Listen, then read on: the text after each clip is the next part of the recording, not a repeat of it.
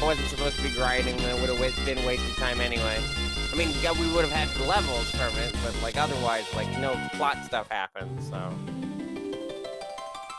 ah boy, I'm just gonna skip to like this part of the VOD and the highlight probably, which is fine because like everything that got cut doesn't matter, and that doesn't cut from our time that much. That just means like a 6-hour stream is now like 5.5 hours.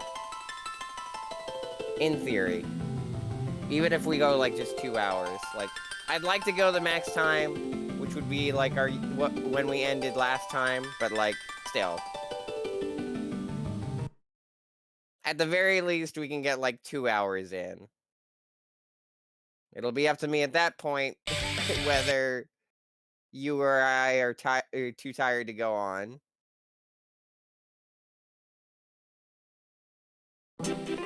But at the very least, the 30 minutes we lost literally didn't matter, whether from a story perspective, a stream perspective, or even a console perspective, I guess. Like, now the console was freaking out. And now my perspective, like... Oh yeah, you're streaming it too. Yes, I'm streaming my own one. And I posted a multi-Twitch. That wasn't the fucking... Posted a multi-Twitch link, because I figured that'd be the smart move. Don't switch to that. I will change the multi-command to just be that, instead of the one that is, yeah, I literally Borderlands. just took the one for Borderlands, just like, and then DJ is not here, so there we go. Okay. So I got to level 25 last time. And it, how that works, I think? So, I don't remember. I usually just go into the Nightbot itself. I usually just go to the Nightbot website. So much trouble. There we go. Yeah, I am doing a Berserker only run. Send help. Well, that's what I'm here for. Not literally in the sense that mentally, you're mentally here to help. But yeah, emotional support, which is also valuable. Which you also need. Even though I'm probably gonna lose my shit at one point. Back to leveling up. Not oh yeah, it's mostly gonna be podcasting on my end, so it's a good thing that we did the multi-stick. Like, what you're doing. I figured this. Yeah, I realized that last time. That's why I asked you last. I was like, hey, would this be? Well, I wouldn't have minded anyway. Like, always important to ask permission. Oh, well, yeah, of course. I'm not saying like, oh, you should have assumed that I was cool with it, but like, regardless of what either of us were doing at the time, I was like, yeah, that sounds like a reasonable reason to multi-stream. And I am behind you in terms of content because I'm just getting through the fire ship right now. It's not like we're playing completely unrelated games that like aren't even like multiplayer or something. And even then, like, I've had that crazy idea to just be like, what if I just get a bunch of friends and we just all stream random shit? I've always wanted to do that. But I mean, that's to some extent what for like somebody to keep up with if they're watching. Yeah, that's a big thing. Like if everyone's playing the same game, then you can roughly understand where everybody's at. I mean, that's what we're looking for, just playing random games that no one knows. Well, no, I mean like everybody is playing a different game. That might be the that might be I'm playing Tekken, you're playing Yakuza or something like that. Like that kind of shit. I think we tried that before, and yeah, it was even like I know after one of Mark's, maybe it wasn't Mark's stream, I don't know. But they were doing like some multiplayer thing, I think with Smash Brothers, and like half the people left and did their own thing, but everyone still stayed in the call and kept streaming. Or maybe it was Among Us, I don't know. Whatever it was, just like that whole crew was doing a bunch of different games all at once, and it was just like I tried my best to keep up with all the games at once, but like so much shit was going on. I think I saw Cena posting. What if there was an Among Us Me Fighter costume? I went, what if there was Among Us Me Fighter costume? For that. For that. It wouldn't look very good because the body. It'd be a very long boy.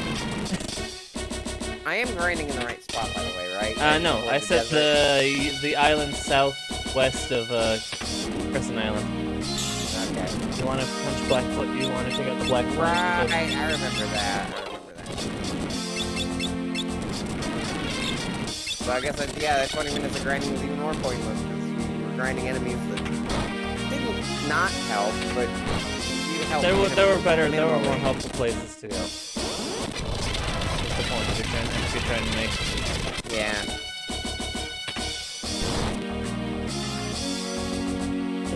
Oh no, they made Galufo! Wait. He looks older.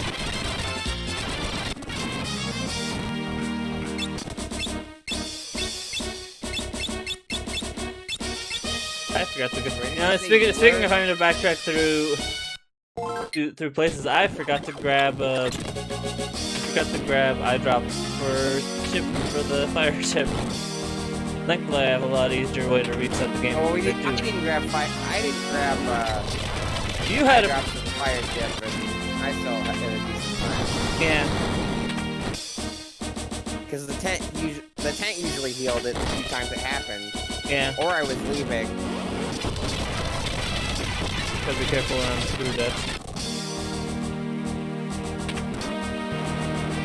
Alright, see how well this goes. When I tried this off stream, it was close. I think the only person that was left alive was Parts.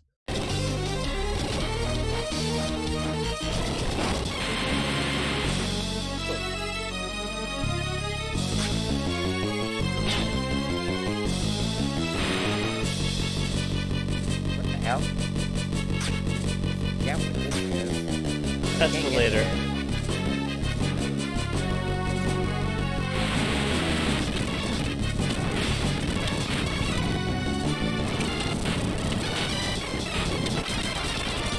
And once again, everyone else died except for Bart.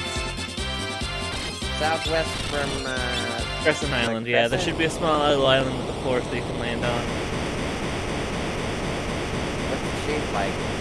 I don't know. Maybe that one. Actually, no, definitely that one to your right. The one that had the forest on it. Cause I think that... Oh, okay.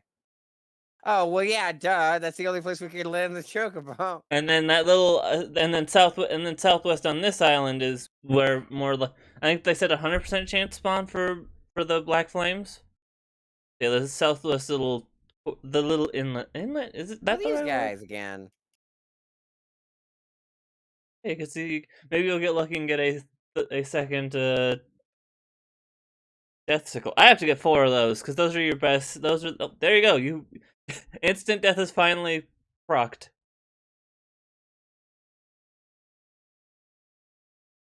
Oh no, it showed up earlier. It's just that was when the that was when my PS3 got unplugged.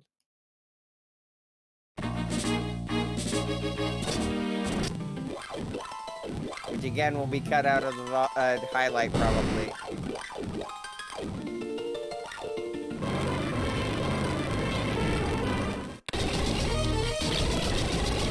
Technical difficulties like that since Persona 3, which is fitting because it's also a PS3 game. We're on the beach. Ninky Minaj. Did we ever actually talk about the Just Dance songs, or did I just rant about how stupid I think we talked about them? I think we talked about them the Thursday after all the E3 stuff. Or maybe we'll talk, cause I definitely remember you talking about how even the choreography they chose for that one Imagine Dragons song doesn't work very well. Believer. Yeah, Yeah. I definitely remember that. And I remember talking about. I feel like I didn't talk about all of them. I feel like I only talked about Believer because that was the one I was waiting out on to see if it was actually better than I thought, or if it was just as weird as I thought it was gonna be. I don't think I talked about like any of the other ones. What else did they even announce? Check. Hold on. Run the World Girls. Was supposed to be in 2021. Yeah. No, I noticed that. When I saw the trailer footage for it again, like the full song trailer footage instead of the direct stuff, I was like, hey, wait a minute. That character was on the cover of the last game, which, like, there's been songs cut from games and put into games afterwards. That's happened like a few times. They've never been on the cover of the other game, at least as far as I remember. I found a list. Yeah, Believer, which we talked about. China, which is another Daddy Yankee song.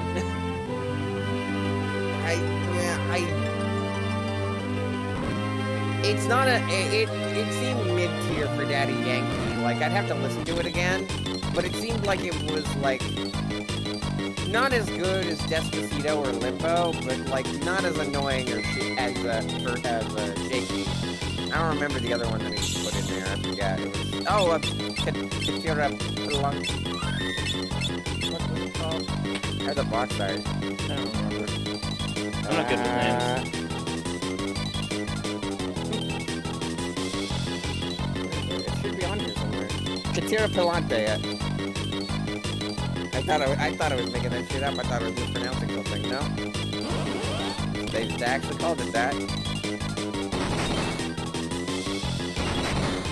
Should I be using my potions to heal, or should I? I mean, you could always just run back to Crescent Isle. Yeah. Okay.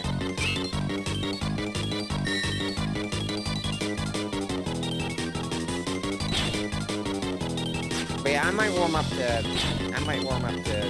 China song.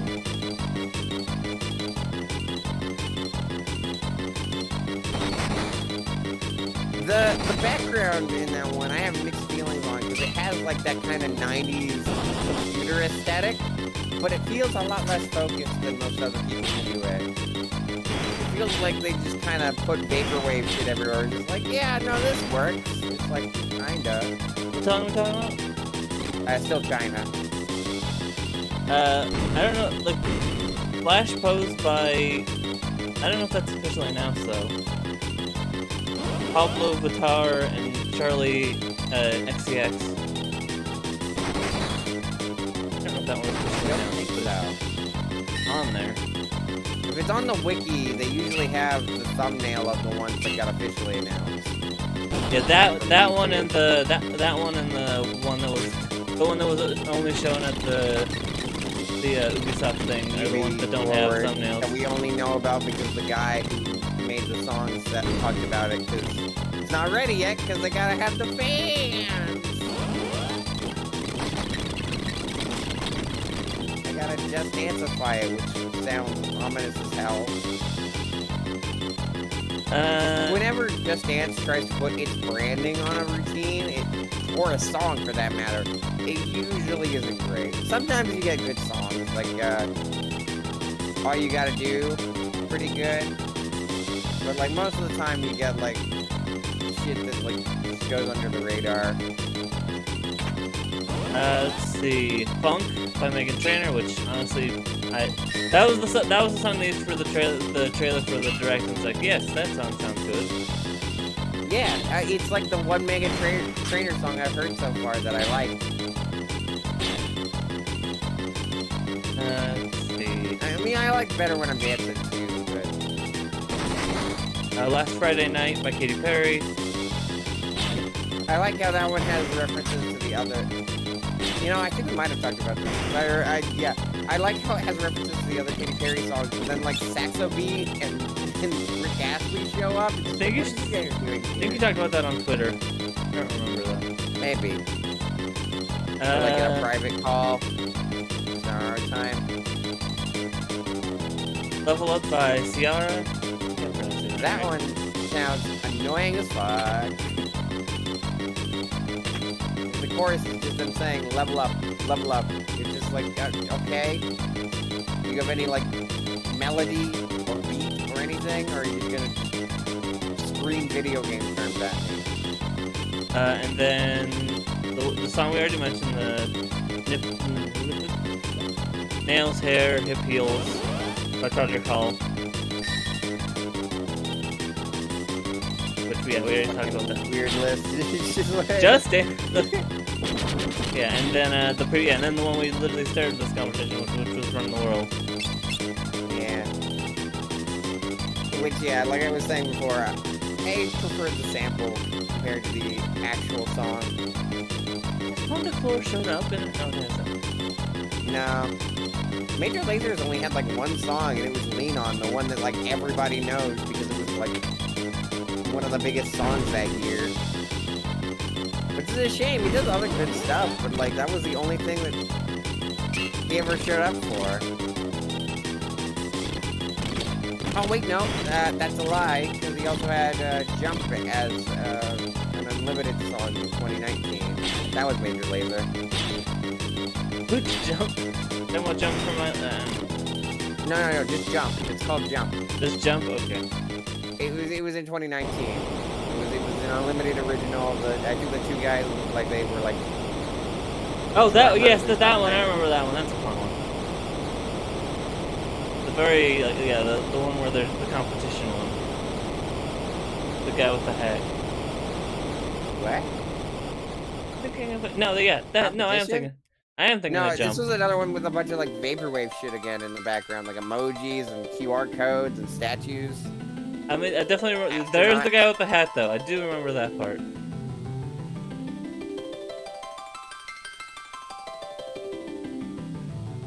Okay, I know which one you're talking about. Also, I got my next job, which let me just grab that image real quick, even though everyone probably knows at this point what it is.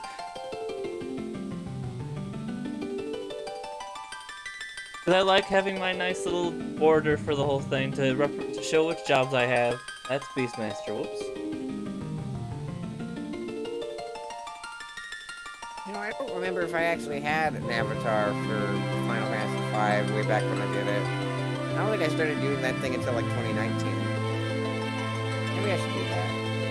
But again, Borderlands didn't get one for Discord either.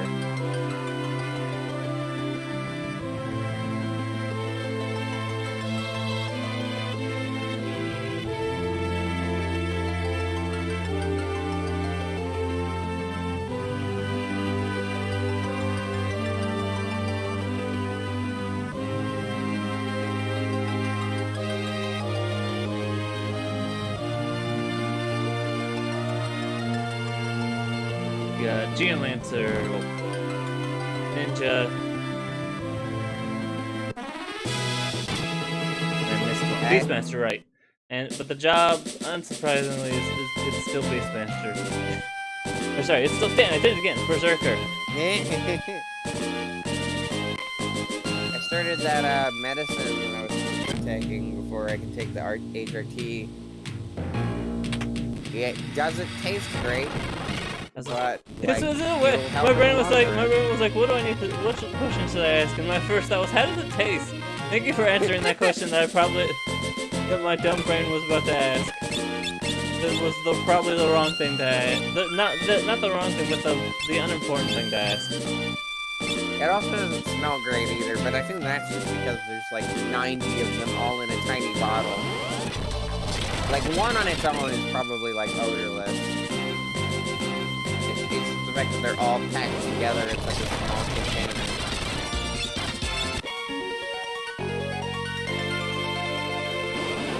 It also dissolves, which I'm not sure I was supposed to let it.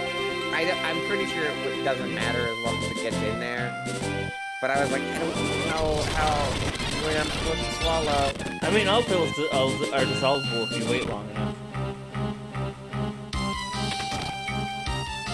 Not all of them, but... And I was also, why did I... Yeah, I was worried about my memory being like, did I eat that? Did I take the pill that I was supposed to? Or did I just think that I took the pill? Because it's important to always remember to. You can't put it off, because otherwise it won't be effective or it'll fuck with you. Or both. And that goes for like basically most medications that you take regularly anyway.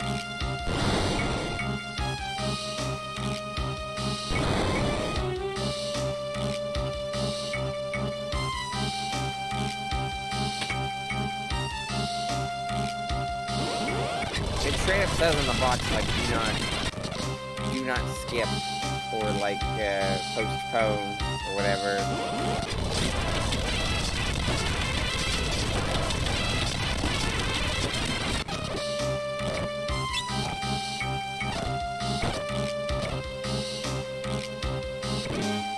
I thought I was having side effects from it, but like I can't tell if that was like actually medicine or if it was like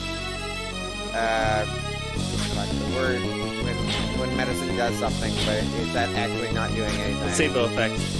Yeah.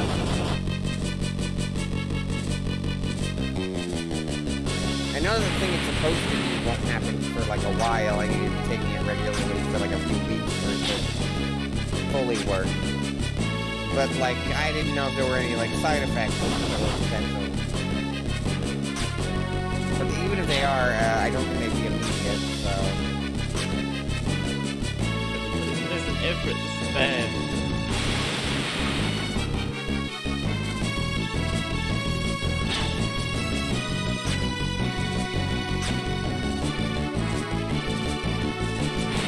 But yeah, how are you gonna handle that book boss, that other one? Well, we'll have to watch it by.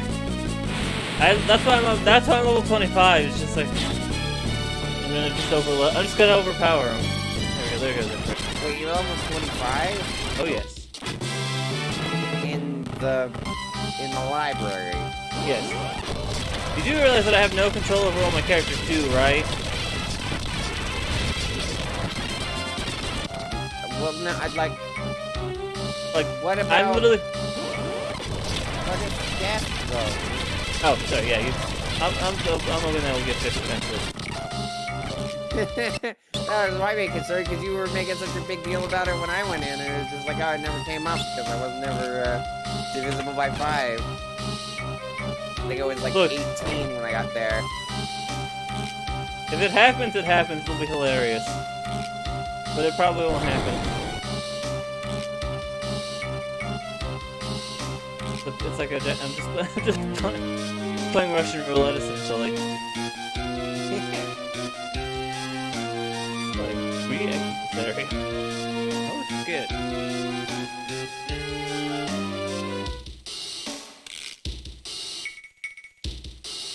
Oh, wait, no. Now I'm just thinking about Tomska sketches because Russian roulette was a joke in that. Do you see there's a new ASDF movie? Do you even know or care about that series, or? Yes. I'll probably watch it at some point, but it's like, I like him. I like keeping up with Tom's work. Because there was, when he was doing stuff on the second channel, I forget what year it was. I think it was 2017. Might have been like a year earlier or later than that. But like, when he was uploading vlogs and content with his team, I got really invested in like their other work outside of it. So I watched more Tomska sketches than I used to. And then I also followed the other 2 people that work with him on videos. Eddie Boley, Ed Ake, and Elliot Goff. Elliot Explicit. I think he still does that. He has like a Twitch as well with girlfriend, Nat, who works at Big Potato Games, who made that Muffin Time game that they made. Which, by the way, that's really neat. I don't know how I would set this up, because like even without like COVID stuff, I don't know who would be both interested and available in person for this idea. But I want to do a stream one day that's just the Taskmaster board game and Muffin Time. Because both of those games are British, and they fuck with your head, like, a lot.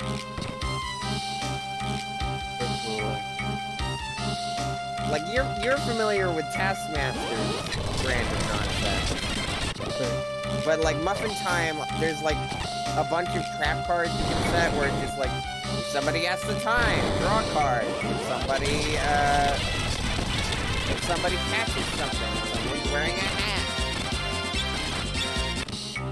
Funnily enough, calling back to what we were talking about before, if you're taking medication, draw 2 cards. And that one's not a trap card, that's an action card, that's to benefit you. They wouldn't... Even that Tomska, I believe, does take medication, I don't think they would set a trap card that's just like, hey, you need medicine? Fuck you, bitch. Lose a card game.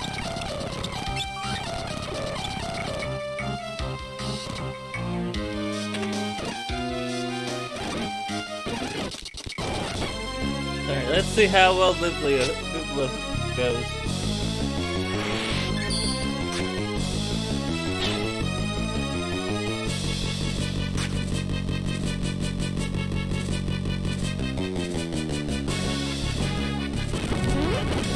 Now that I think about it, we might have had the site last time. 'Cause I remember that animation. Then again, I might have been on the receiving end of death as well.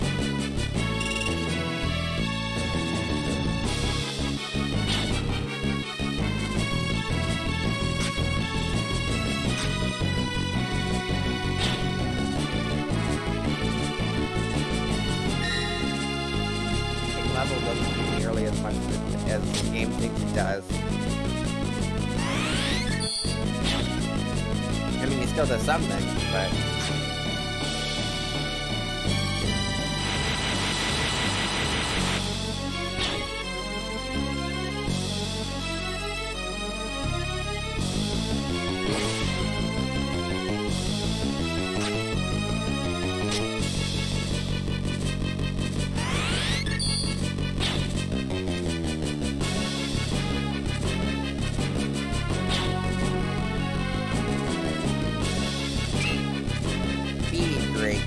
also known as 5-Hour Energy or Red Bull.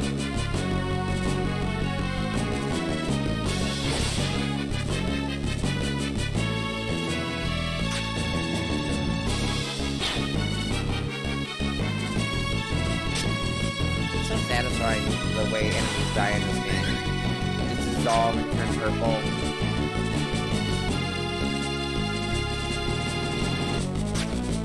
Somebody hit him. Somebody hit him.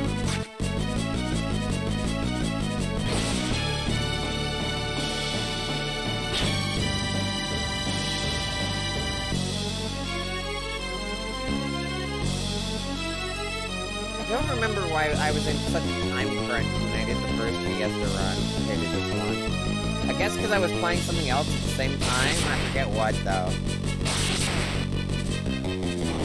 I was already in the middle of a playthrough and I couldn't stop instead of now where it's just like I finished something so I could move on to this.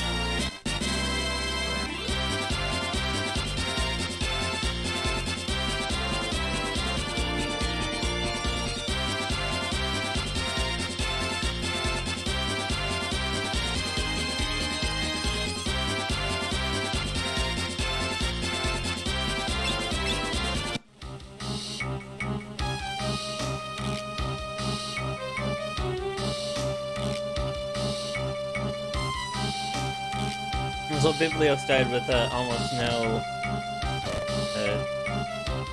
no troubles. No one died.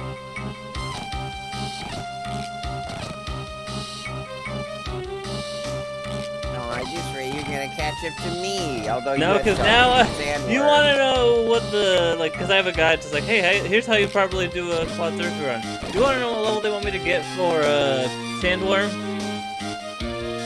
What? 40. Jesus. So we're 25 right now. Podcasting at one point, although I'm probably like, by the time that you need to grind, I'll probably be done. I mean, because first I gotta get 4 death sides. That's the big thing, is I gotta get those death sides first.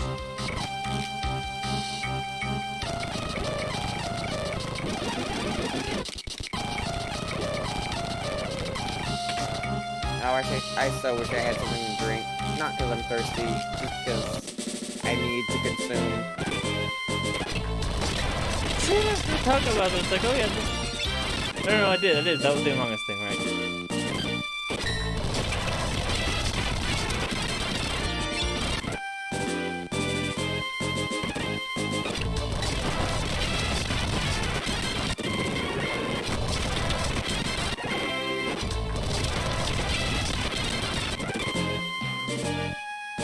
Pre-order Psychonauts, but I'm worried that it'll have like the limited run version. An Xbox game. Or it's a Microsoft published game, sorry. That's more what I meant. It's probably not. What if it has a physical release? It will have a physical release. Yeah, that's a Microsoft game. I mean, it's also because it was going to have a physical release to begin with, so... Can't play it on Xbox? But you can play it on everything. Wait, like Switch? I don't think they've confirmed Switch, but they have confirmed PS3, PC, PS4... PS3? No, not PS3. Not PS3, oops. Like, I'd be impressed if the PS3 can handle that. It's very powerful, but not that powerful. PS4, Xbox One, Windows, the three Windows, Mac, Linux, Series X, and a Series S.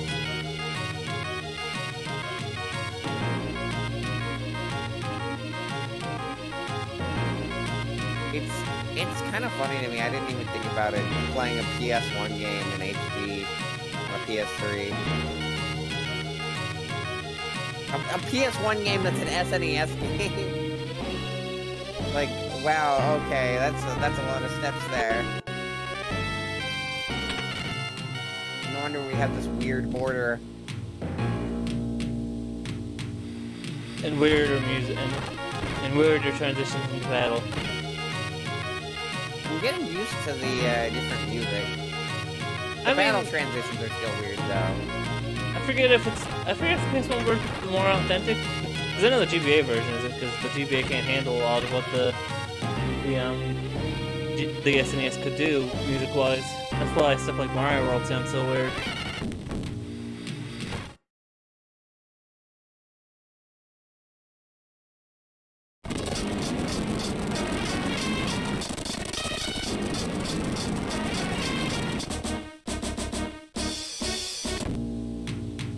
But I think the PS1 version's soundtrack is a bit more closer to the SNES ones, but I don't know if it's exact. This background looks like it was ripped out of California games. I think that's what I'm thinking of. Yeah, I think you made that comment before. Like, the Hacky Sack game. Or whatever. Specifically.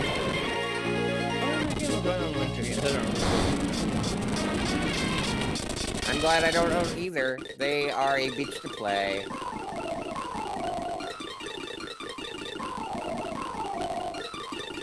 It's funny, all the NES games I own, I have on other platforms, so if I have to stream them, I don't have to pull out my NES. Because we've already done the Mario trilogy, but even if, like, I have the NES version on Wii and Switch, even if we didn't do All-Stars. And I also have the other version of All-Stars on Wii. Double Dragon, also on the NES platform.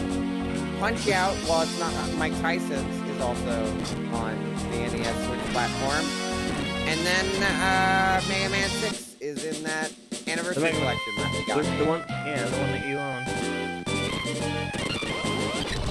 Or, no, wait. No, yeah, I'll play that. The first one has both the NES games. Okay. I can't speak for the X games, so we're just gonna keep this to classic. But, like, thoughts on each, since we're podcasting it, thoughts on each Mega Man game, like 1 through 10. One's pretty rough, but thankfully there are better versions of that game out there, like Powered Up. If you want to play one, go play Mega Man Powered Up. 2 can be very mean and very precise. You have to be very precise with your items, but it's still an overall very solid game. I never had that problem until like the end of the game. But then again, I played on normal mode, like a coward. So. But like, I usually had a pretty decent time when like I would just conserve what I need for the boss, and then I usually went pretty smoothly, not perfectly. Like, there's a reason why when I did the Game Shark challenge, I died at the same time I killed Airman. But like, it was like I never got to like it never like walled me like the first game did. Let's see. 3 is probably one of my favorites, but I can also admit that it's a bit too long, given you essentially have to go through a bunch of the stages twice. Yeah, that kind of the robots. And I'm not a fan of some of those robot masters stages. Like, some of them are nice, some of them are neat, and then some of them are fucking top man. gonna like, be his stage isn't great either. 4, four, 5, and 6 sort of meld together. Like Especially 6, 5. and I kind of... I like 5. I love 5, but they all just after 3, they all just sort of blend together. Out of the Especially 5 and NES 6. ones, I feel 4 is... 4 is a weird in between. Yeah, between that's what they added in. I think 4 is the first one with power charge. Yeah, 5 is great. 6, I like 6 is a. I think it's also the first one with a slide. I'm not No, sure. that's 3 might be 3. the first one with a slide. Yeah, okay. I like the punch thing, the brush stuff you get in 6. They all just sort of melt together. 7 is surprisingly rough, but not like rough in like it's rough in like oh my god, this game will easily like. Oh, you mean like not rough as in like quality? You mean rough as in like difficulty? Yeah. Yeah, I could go with that. Like I couldn't get past that like first boss for a while. Yeah, that's the big thing that I can think of is him. Yeah, some of the robot masters like, why are you so difficult? Especially because it's one of those games where it's like, oh, people are really exploiting weaknesses really easily. So to combat that, we're gonna give the robot masters like several seconds of invincibility frames, which is not fun to deal with. Cloudman was obnoxious the first time I fought him, and then I actually got his weakness. Yeah, Cloudman's one of the few exceptions, but like Springman and Flashman, definitely like, you hit those guys with a weakness, you're gonna be waiting a long time just to actually hit them again. Fucking Springman, piece of shit. Don't care what game he's in. Mega Man, ARMS, anybody named Springman, you're a bitch. 8 tries, but 8 tries very hard, but at the same time it's got the problem of it's trying to also make sure that every item is usable as a stage traversal, which means you get stuff like you get weird platforming stuff, but then you also get stuff like Clownman's weapon, which is barely useful outside of using it as a grappling hook. The fucking soccer ball in that game is still a weird choice to me. Like, giving Mega Man a weapon that's not the Buster, that's also not from a boss, is already weird enough, but the fact that it's a fucking soccer ball is like...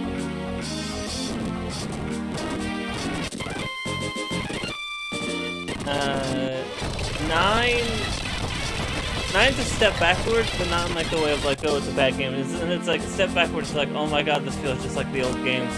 As in, it will kick your butt with no remorse.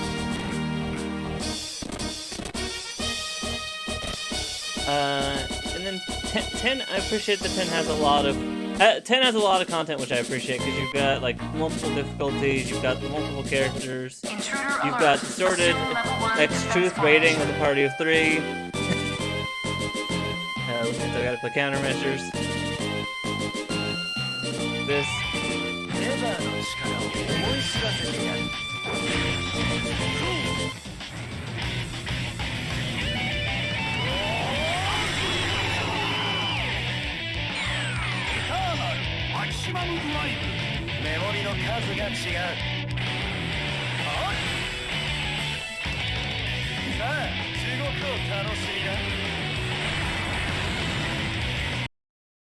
Thank you for the raid.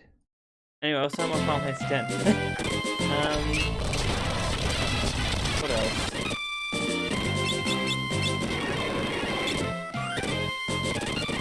Final Fantasy X, Mega Man 10. You're right, Mega Man 10. I forgot about those too, but not right now. Wait, I don't have as much context for any of those except for the ones Johnny covered and like 6. the one I've played and the one I've seen you play. Yeah, that's true. So, like the first half. Anything 7 onwards, I don't know that much outside of like me. Like I know Titus has a stupid laugh and Walk is weird. I know Vivi is sad in 9. Vivi is a good boy. Fuck, what else do I know? I mean, I know a lot of the big spoiler stuff in 7, but I'm gonna cross that bridge when I get to 7. Okay, Mega Man 10, it has a lot of content which I appreciate, because it's got, like, multiple difficulties, which change the layout. I always appreciate a game that uses multiple difficulties as a way to change the layout of how things work, or how many enemies are in a stage. It isn't just a damage multiplier. And 11, which is fine. It's fine. It's not like gonna blow anything out of the water, but it's a solid 7 out of 10 game. It was good enough of a return. Yeah. Like, it wasn't mind-blowing, but it was like, this is not Mighty Number 9. And it's a low bar, but as good.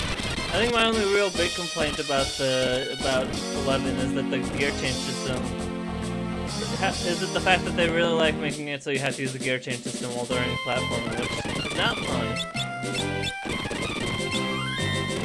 I think when a game uses a gimmick, purely just use that gimmick.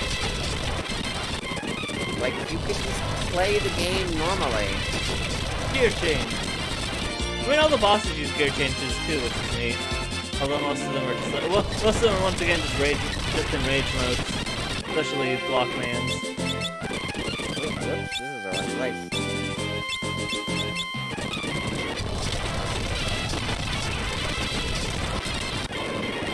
Be pointed out that I have not yet gotten that side. Just steal one from Grim. Apparently, it's very easy. Those are my thoughts on the Mega Man. And I haven't played Mega Man in base, but I've heard that one's rough. Yeah, especially on the Game Boy. Oh yeah. I haven't played much of the only Game Boy Mega Man game I've played is 5, and that one actually has unique stages. So. Oh my God, Ferris says 666 health. 666 health.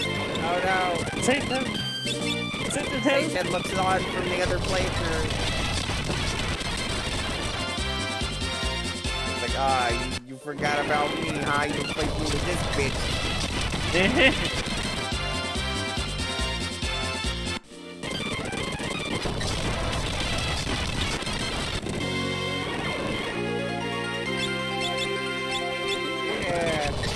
Thinking about that stupid line from Harry Potter. It's like, you were named after the two most brave people I've ever known. And just think about the Persona 3 protagonist. I was about to say, yeah, With Satan.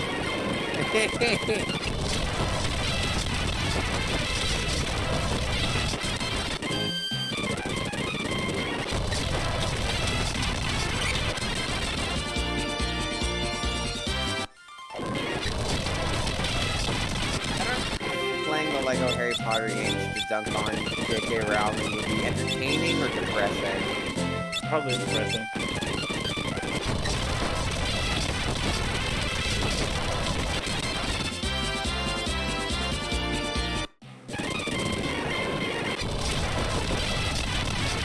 Because it's like, after J.K. Rowling decided to be both a shit about, like, trans issues and also just a shit about the lore of Harry Potter, okay, they have a magic spell that cleans up their people just go back to those stories and just, like, deconstruct them a lot more. It feels like Harry Potter is, like, the one thing you can get away with, like, well, not the one thing you can get away with, but, like, the main thing that people, like, won't be like, no, nostalgia, though. Yeah, at least as long as you know about either of those things about J.K. Rowling, either the weird turkey bullshit or the weird making up shit after the fact bullshit. There are those people that cling desperately onto it. Yeah, but there are better young adult novels. Or I think that's right. That's the right genre? Yeah. As far as I'm aware, nothing is that weird in Hunger Games. I don't think. Lord of the Rings still exists, and that guy's dead, so if there's anything bad in that one, at least he's not benefiting from it. I don't remember I think Lord of the Rings fucking bored me. And that's not to say that it's bad or anything. It just was for me. I'm not a high fantasy person, so I've never really read it. Does this not count as high fantasy? I mean, there's robots. No, there's True, more technology true. than in like Lord of the Rings. Floating airships and Especially in the later games, like 15. That's yeah, just like 15's just the modern. modern Yeah. world, but with magic. Stories stood on their own without any of the extra shit Rowling inserted after the last book.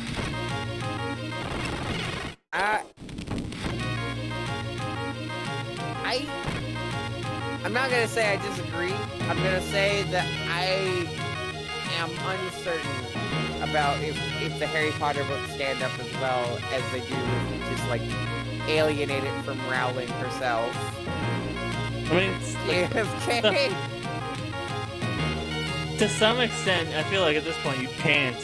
They're sort of fucking Kennedy. you can't really detangle the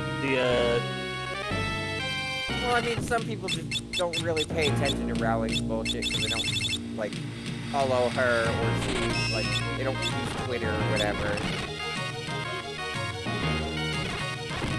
But, like, I've seen tons of videos pointing out how, like, fucked up, like, the elves, the bank are, or, no, it's not the elves.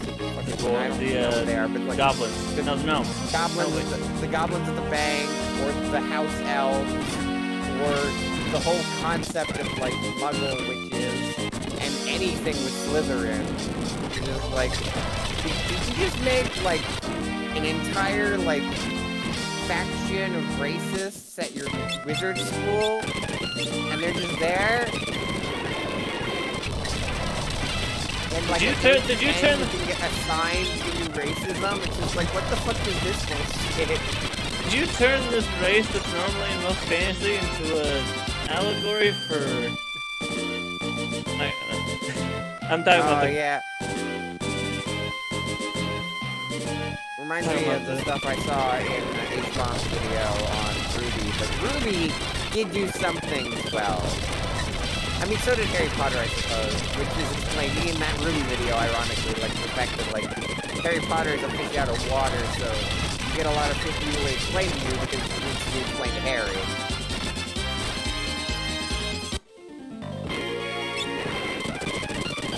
But Ruby, I'm a lot more willing to give the benefit of the doubt to the people who made it, because they had a lot less experience making that kind of thing. Rowling had been writing books for a while, I'm pretty sure. At the very least, like, by the time the last book came out, she had been. I mean, you say that, Certainly, like, she should know better nowadays.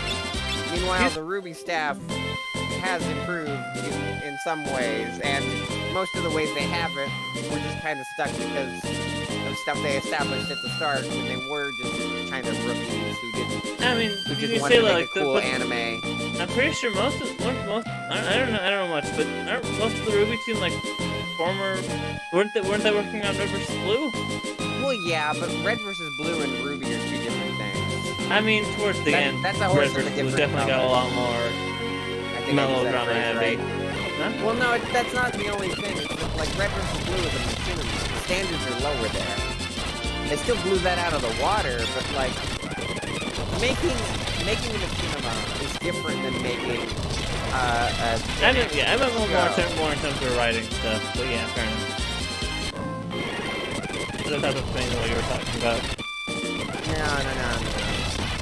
Because there's a lot more that goes into a show. You could add a lot of cool shit to machinima, like they did with Red vs. Blue. That's how they found Monty in the first place, I'm pretty sure.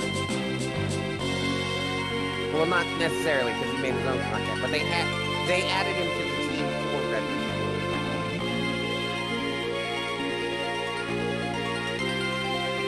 But, like, even if I don't like Ruby, and I agree with a lot of the points H-Bomb made, I'm willing to give the Ruby team less shit than I would J.K. Rowling, because they were rookies, and they admitted as such in, like, behind the scenes stuff. And I feel like they've improved as much as they can with the flaws that they wrote into the story initially. Like, that's the problem about, like, shows that start off rough, is that, like, you can get better, but you still have to deal with the rough shit, which means that people starting those shows have to sit through it, and you have to write around it. I mean, like, I think I've heard that about I mean, I don't know if it's the same sort of thing, but, like, Parks and Rec, I've heard, like, the first couple of seasons are rough. Or at least the first season is rough. And this can also happen in, like, big collaborative projects, too, where just someone drops the ball. Like, we've talked, with the MCU talk we have around here a lot, like, Thor the Dark World is an obvious example of having to write around bad shit. And I'd say that the follow-ups to Thor and affiliated movies had... I don't remember if it's still on stream or not, but we definitely talked about, like, how Phase 2 and Phase 2 felt like an awkward growing phase, where they were trying to cram things in. That was yesterday. That was yesterday, yeah. I don't remember if that was on stream or not, but... I believe that was on stream. And, like, I'm worried, like I'll say this again, I'm worried Phase 4 is going to end up being the same way. But, and like, I still stand by what I said before, that at least Phase 4 has the TV shows doing relatively well. And they're doing the TV shows, like... But Falcon and the Winter Soldier still had good, like, character stuff for the characters. Thinking about what I said yesterday, while... The exception of one character. While Phase 2 was doing the, while Phase 2 had, like, Agents of S.H.I.E.L.D. and the Netflix stuff, most of those were, with the exception of Agents of S.H.I.E.L.D., most of those were almost kind of purposefully trying to stay away from the main MCU as much as possible, mainly because I'm guessing they didn't know what they were doing at the time. It's like, we need to have these here just in case we need something new, but we also need to make sure that if it falls apart, we can just abandon them just as quickly as we made them, which is what happened. It kind of sucks, because it's hard to write a concrete story when you can abandon any story detail at any given Exactly, moment. yeah. And I liked Daredevil. I didn't finish season 2. I didn't want... That's actually... I should watch the rest of those before they inevitably leave Netflix. But I really want to watch Luke Cage. I mean, won't they just come to Disney Plus like all the other... That's a good question. Well, I mean, Agents of S.H.I.E.L.D. isn't on Disney Plus. But Agent Carter is, and so is the, Runaway. That weird shit that I think was on Hulu for a while. Okay, Agents of S.H.I.E.L.D. is on Disney Plus. I was wrong.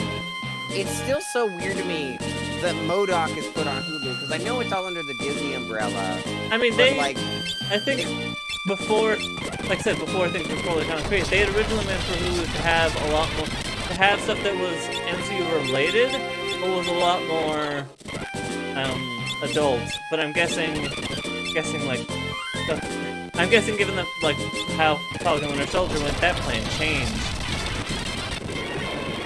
Yeah. Although, to be fair, like, all of the Disney Plus shows so far have had things that are like, you did that? In an MCU thing? Wow, okay. Like, there's I mainly bring up Falcon and Winter Soldier because of a certain scene that happens at one of the end of the episodes. So it's like, oh my god, I can't believe you did that. Huh? Very explicit language. It's like, this is... Like, the MCU has sworn before, but it's a movie. They have to keep around, like, they have to keep it that... But I'm more about, like, actions, like, certain, like... Blood has been spilled a lot, and especially in Falcon and Winter Soldier. Like, I can go into spoiler territory to be specific, but I won't. But there's a certain scene at the end of an episode of Falcon and Winter Soldier, it's like, wow, I can't believe that's on it. I can't believe this is on a play. That's something you would see in the Daredevil show. Cause that has, like... I feel like Disney Plus shows are gonna be, they're gonna be fighting in teams to do things that they can't do in the movie theaters because of the different market that the movies go for than a streaming service. Oh yeah, these are gonna, a lot of these are gonna, well not on the surface look experimental, they're definitely gonna be like, experimental in the long term. Like, what if we tried doing that? Like Falcon Winter Soldier feels like it's a... the funny thing about pointing that out is that, like, that story we always hear about Deadpool, like, the Fox Deadpool becoming Marvel canon, that's R-rated, so, like, that has lore that people who can't or won't watch R-rated movies will miss out on. Or it won't, it'll just be weird. Deadpool could just do... Deadpool could just be like his, Deadpool... like, his own little vacuum thing. I mean, that's how Deadpool is in the comics. Deadpool's the king of Monster Island right now, and no one cares. Deadpool fucked Death that one time. Deadpool just does what he canon? wants. I Oh, don't shit. know anymore. Oh, you're getting it right too. Spam. You're getting spammed by I'll get beam. countermeasures when I beat the shit out of these black flames. Because they're beating the shit out of me. They're not doing that much damage. I mean, yeah, but like, death of 100 needles or whatever.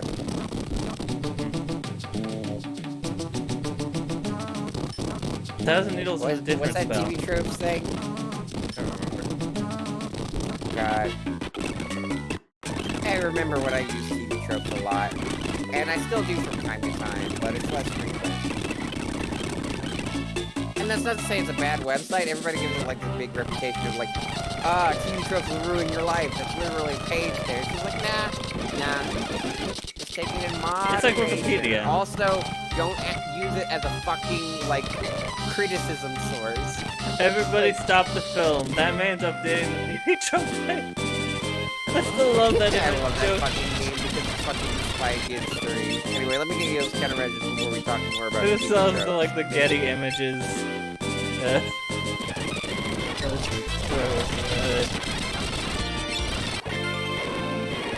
Thank you for the raid, Kyrie. Let's see what we play.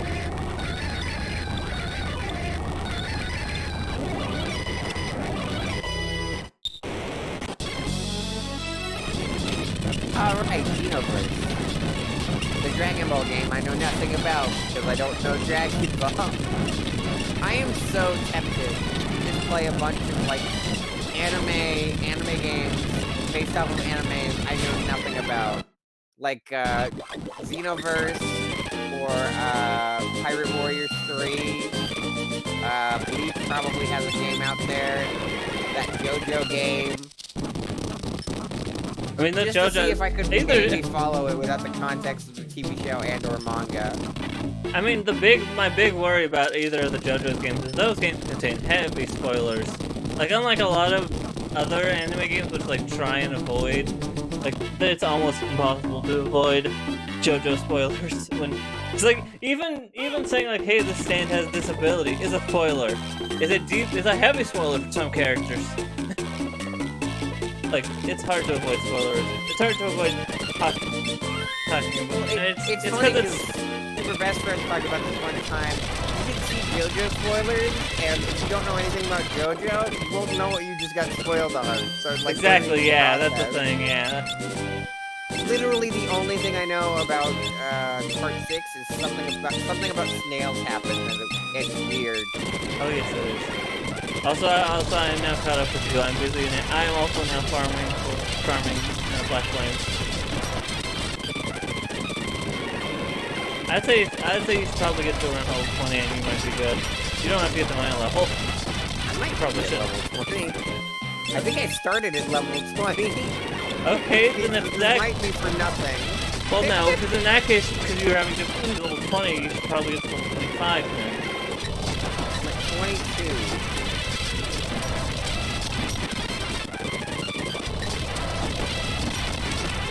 We talked about before Dragon Ball and manga anime. Was it? I thought we were transitioning to another topic. I don't remember. I remember the Loki stuff. We're talking about swear words, blood, Deadpool, canon, not canon.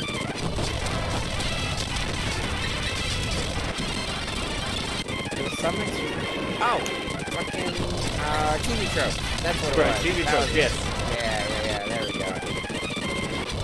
That's it. It's weird that there are TV tropes pages on, like, actual people. That is weird. Like, it would make sense if, like, if it was on someone's... If it was on someone's YouTube channel, yeah, that makes more sense. But on a person themselves, it's a bit weird.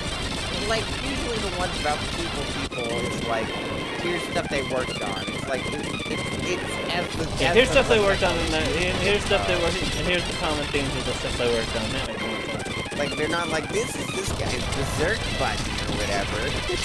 God.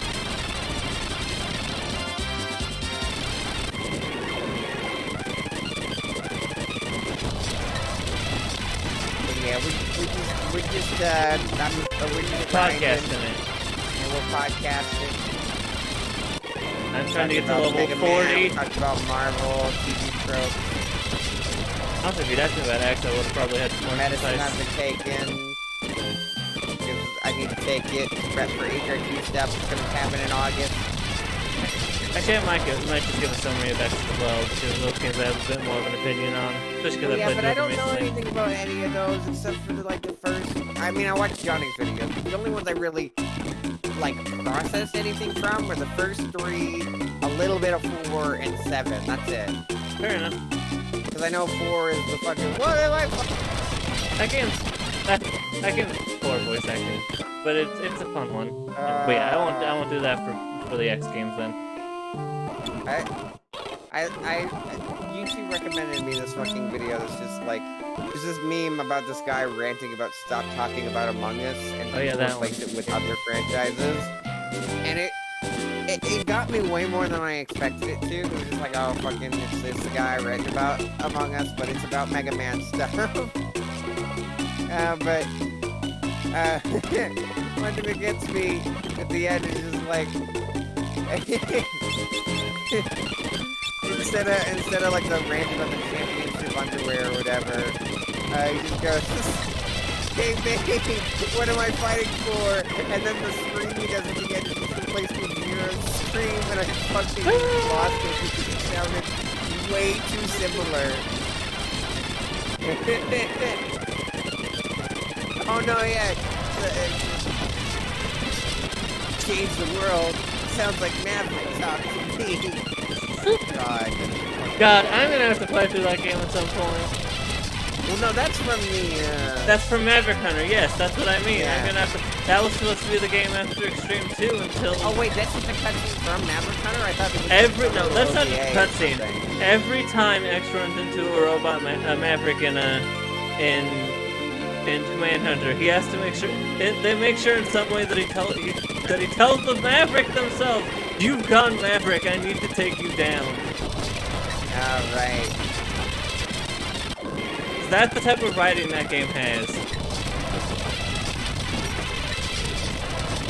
That'll be fun to play through, because I believe from what I remember, I'm definitely gonna be comparing it to Powered Up, but like, that game's way more of a straightforward remake of X than Powered Up is to 1. I will say with one exception.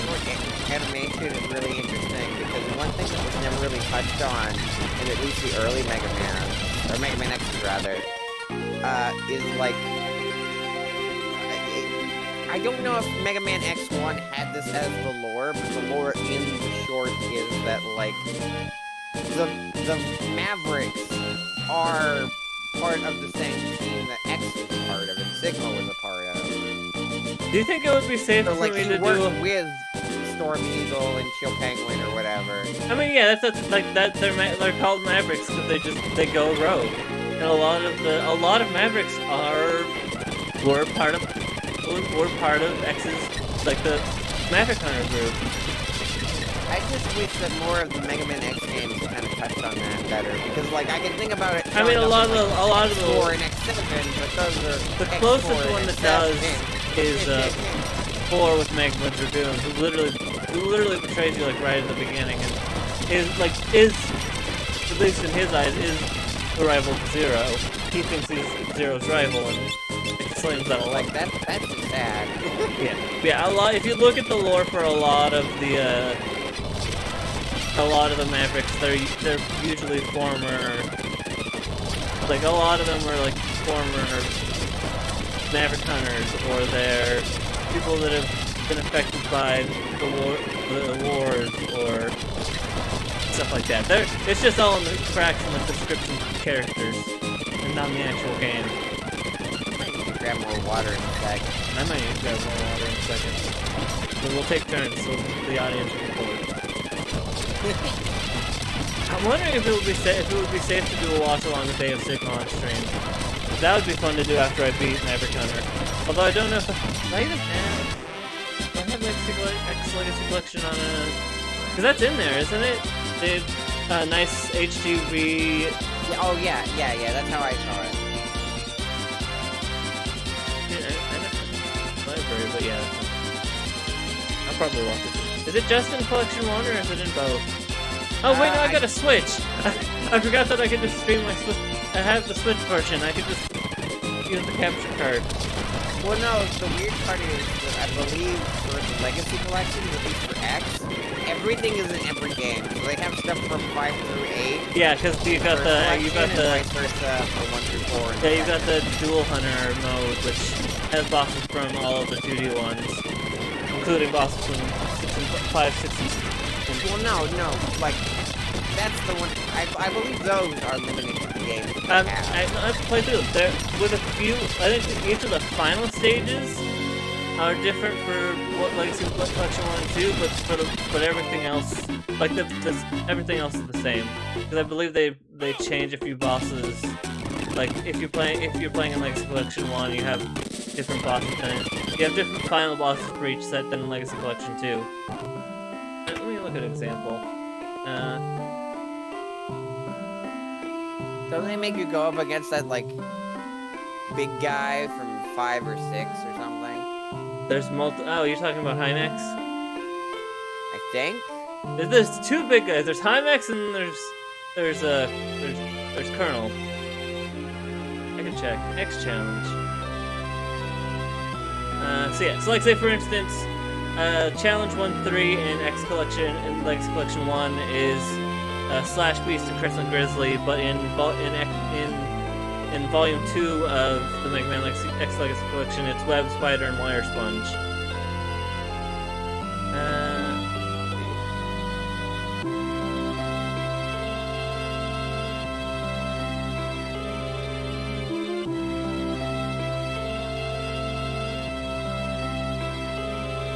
Okay, so yeah, you know, I was like, are both of these in here? But yes, they both are.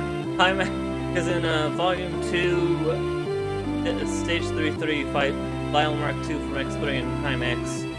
And then It was that one that Johnny was not dealing with. He was like, no, Hymex is not a fun fight. And then Legacy Collection 1, or X Legacy Collection 1 has Colonel and General as one of the fights. Okay, was it a big dude all in like black, or was it a big dude all in yellow? Yeah. That's the big dude all in black Hymex. That fight's not fun at all, which makes sense because it's X6.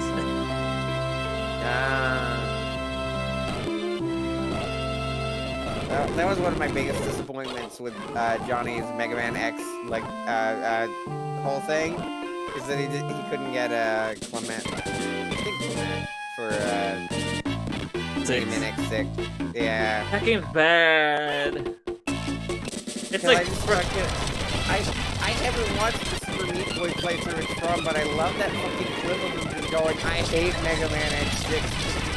You just feel that, you know? Like, even if you know nothing about Mega Man X6, you can feel from the energy that man is giving off, like, no, that game sucks. It and Extreme 2 are the only two Mega Man X games I can think of where if you don't have a certain thing, you literally can't beat the game. Or if you have a certain thing, let me rephrase that. Because like say I was doing Extreme 2 and there are, so what?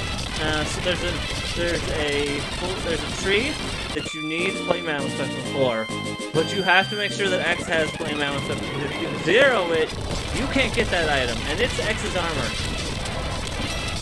And I believe there's a certain thing in one of the other stages of Blast Hornet, you need some sort of electricity weapon, and you have to make sure you have Zero's version, or else you can't get that item. And that's stupid! You have to pick a version?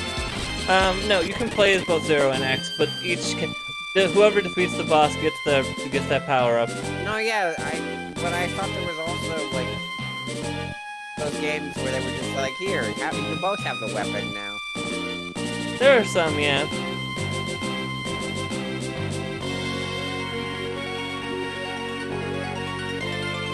Maybe I'm thinking like X8 or something. Yeah, 7 and 8 do that. That's because 7 and 8 are a lot more, have a lot more. One benefit use of the 7. 7 and 8 use the character swapping a lot more, even though I mainly just use 0 and 7. It's just a lot easier to use. Legacy Collection 2 on Switch, just because I want to see how it would be the most surreal but cool experience to have a PS2 game running on Switch. And that's not to say they couldn't run on Switch, they run GameCube. It's just that thinking of a PS2 game on the Switch is so surreal to me. Yeah, that is weird. I'm Even almost though 30. I think DMC is also PS2. DMC 1? But hey, DMC I'd be willing 2? to buy DMC 2 on Switch as well. DMC 3? Oh, on Switch. DMC 2? DMC 2? DMC 2 is the I'm best. gonna go get some water. I'm level 30 now. I'll be right back. Jesus, you go through that fast. Fast forward and keep that in mind. Yeah, I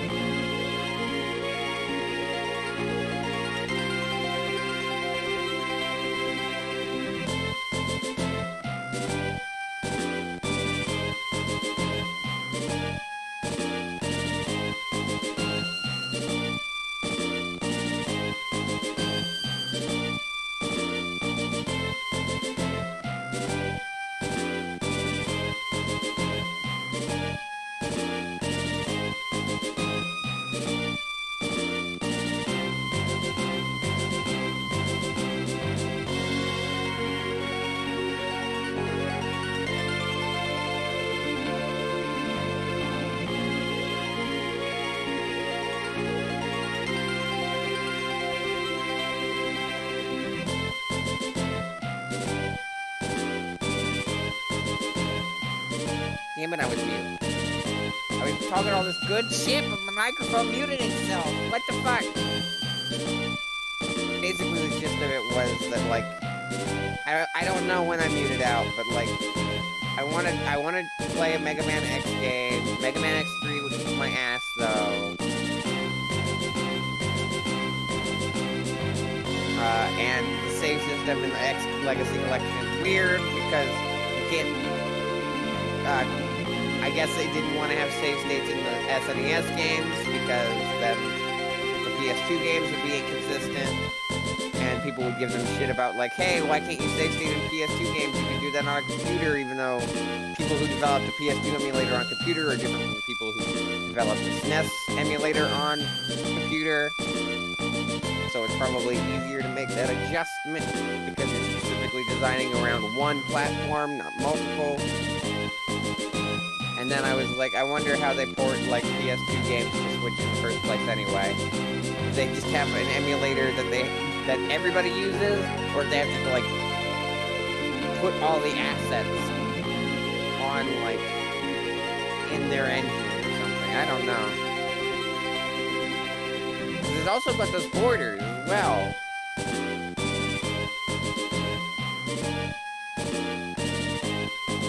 But the borders thing has been like a thing in emulation, or emulation equivalent, since like the Super Game Boy. Super Game Boy has borders on it when you play that, so assumedly it'd be easy to do that nowadays, I guess.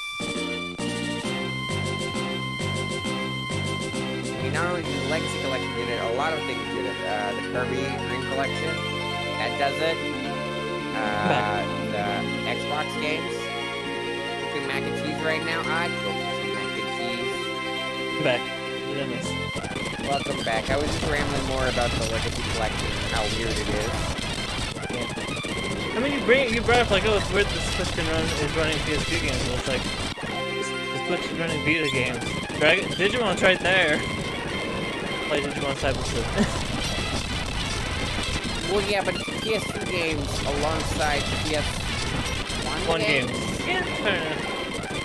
And it's all running in this engine that lets you have a border up and everything. Well, maybe not an engine, since they're all their own engines, but like, they have to load the borders. There was the X ones letting you run GBA and DS games. On console, on even like on mod in like on like, I think the weirdest, like the reverse for that is the weirdest part, like seeing the GBA and DS games run on PlayStation consoles or even Xbox.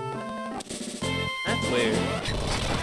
And 64 things running on Xbox though. Banjo-Kazooie's right there. I mean, I guess those are like the Banjo-Kazooie and Tooie and Perfect Dark are all quote-unquote remakes.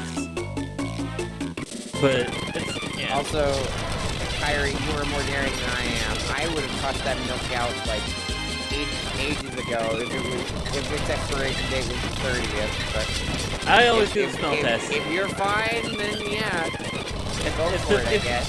If you smell the food and it smells bad, it's probably bad. Well, my sense of smell is absolute garbage, so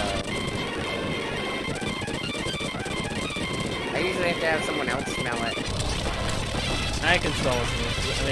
Because whenever I had milk at the hospital, like, I couldn't tell it went bad, but it went bad.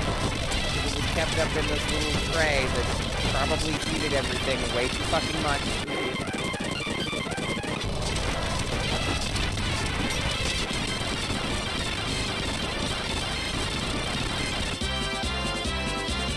So after the milk incident, I don't trust milk. I still drink it, but like, fair enough. If the expiration date is questionable or the conditions of protection are questionable, I'm like, you know, I don't know about that one. Not trusting milk is completely understandable.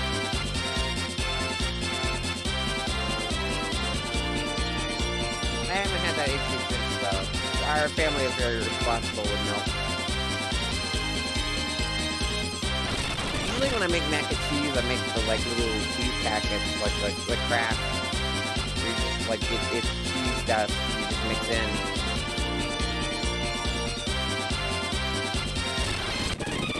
Yeah, my brother makes a real good mac and cheese from scratch. Damn good. See Brillnish's video today, by the way? Yeah, the chips. Yeah. I'm surprised he didn't cover so like glad. Like the moment you brought up Ruffles sour. Sour cream, sour cream and cheese. Yeah. I was like, oh please.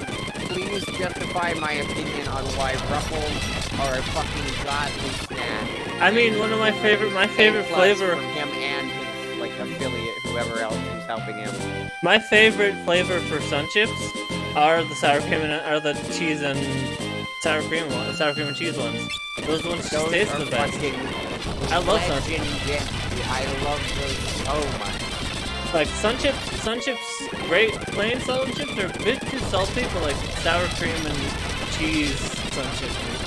No, wait, sorry, they're called Harvest Cheddar.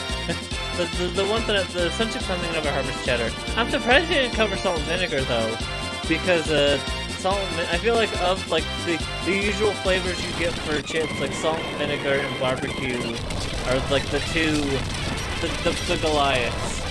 Usually, if you go to like Pringles as well. Pringles are good. Pringles are like crack.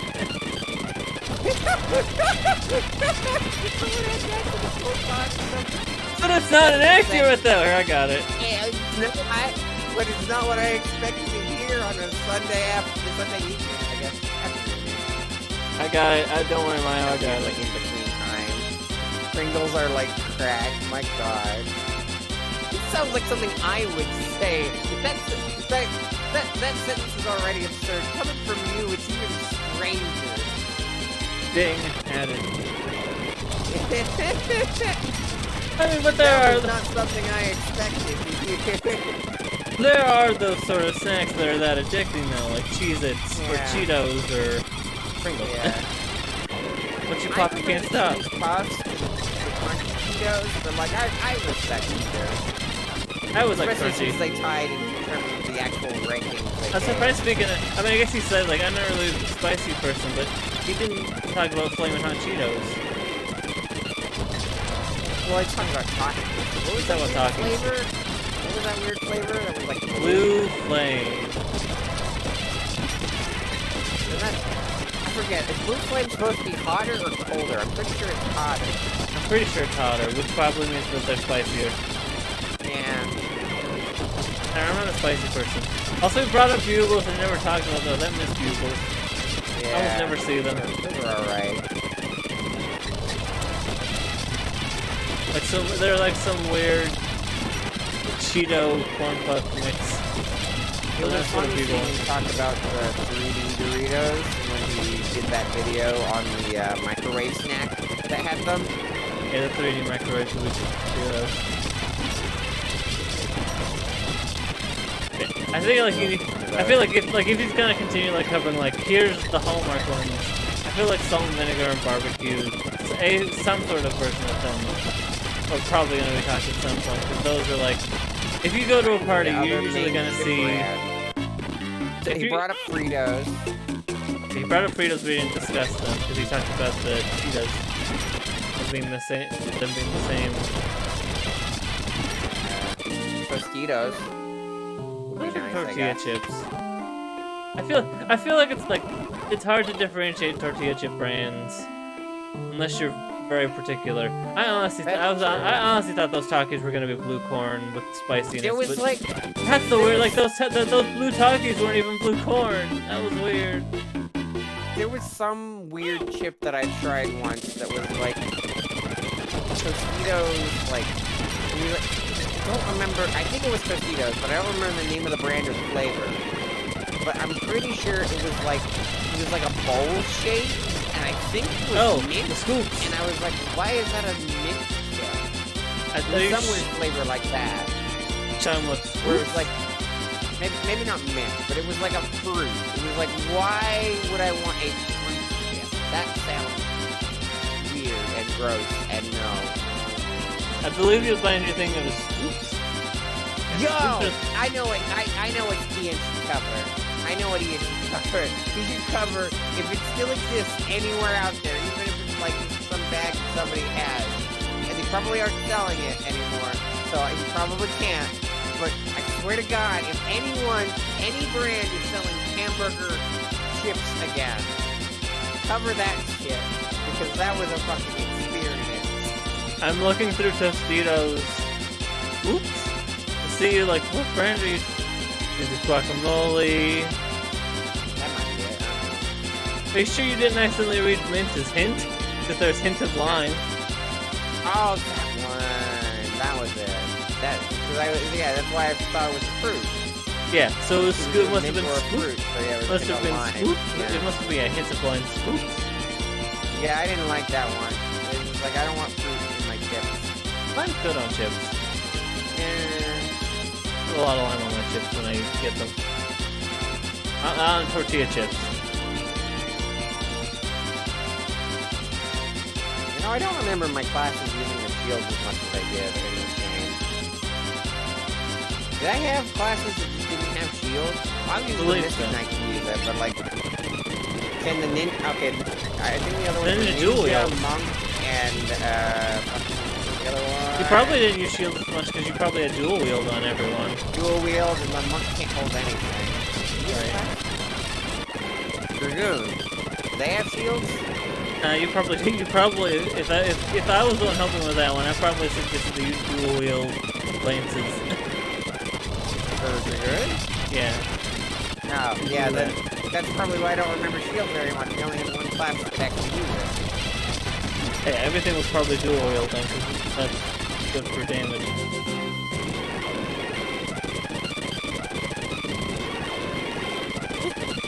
Still think about a screenshot somebody sent me, or maybe I sent somebody else, where it's Lucina and Chrom, and it's in Smash Brothers. They're both holding other sword weapons alongside their actual swords, and the only caption we put was, "Father, you're fucking dual wielding."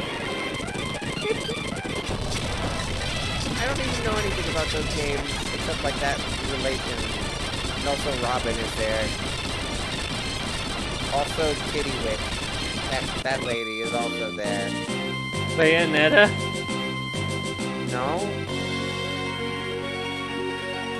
Bayonetta's not in Fire Emblem. I thought you were still talking about Smash Bros. I thought you were still talking about Smash Bros. No. Yeah, I don't know anything about Smash Bros. Ever. You started with Smash. Look, you started the conversation with Smash Bros. And then I got distracted. No. Yeah, it's fair. It's funny to think about, like, every time I play Smash Brothers, I just black out, and then I'm just like, what happened? It sounds like a fucking Scotch Noir show. It does.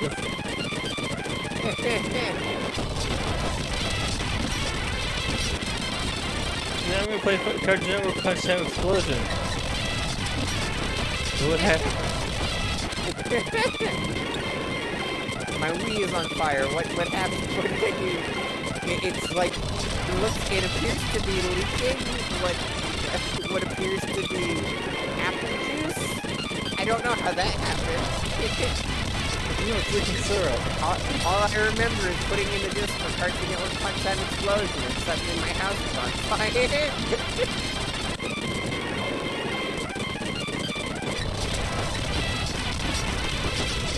God, I want to tell. I know I've told this story on TV before, but I want to tell the story again. It's been so long, and I love it so much. So at one of the 24-hour like extra life things at college was doing, I was just playing around with some of my Wii games when I pulled out Cartoon Network Punch Time Explosion, and I had a bunch of friends who were really into the Smash community, just like any of the Smash games, Melee, and mainly Melee and 4. Were the ones that were like, 4 was the newest one out at the time. Ultimate wasn't out yet, and Brawl still had its infamous reputation. So I went up to one of my friends who's a big fan of like Melee and Smash 4. I was like, hey, you want to play this game that's like Smash Brothers? It's got Cartoon Network characters in it. He's like, I'm playing like through a Subspace Emissary thing right now. If you want to join in? He's like, sure, why not?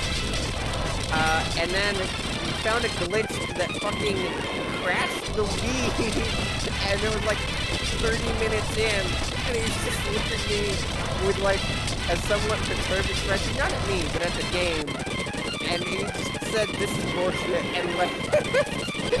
That's a fair response.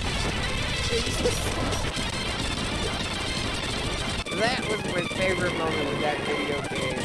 Because of the pure, absolute frustration that my friend had with the fact that it broke 30 minutes in because we were somewhere we shouldn't have been. On accident, mind you. We weren't trying to do that. I think we like missed a jump somewhere. One of us got separated from the other one, and yeah, that's right. I was a little bit ahead of where they were, and then I died, but the door locked in on them, so they were stuck, no. And then somehow that caused the game to crash. Maybe they died or something while they were in that stuck zone. I don't know. Well, then if they probably didn't, because if that were the case, the game would have probably reset you to... No, that's probably the reason why it crashed, because it couldn't reset us, because the door was locked, but the character that died last was in a zone that it wasn't supposed to be. Either that or it was just a piece of shit, you know, approaching it with punch and explosion. Yeah, that's expected.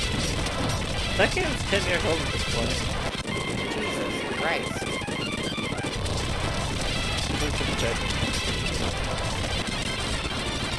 That game got ported to PS3 and Xbox. I can't believe this. How the fuck does a game like that run on those consoles? Okay, yeah. It was, yeah, Punch Time Explosion was released June 2nd, 2011. Like, they had to upscale a 3DS game to Wii. Did they? Did they have to upscale it? And then they had to update that from Wii to Xbox 360. Or let me rephrase that. Would they though? Would they actually gonna upscale that, or would they just shove it out the door?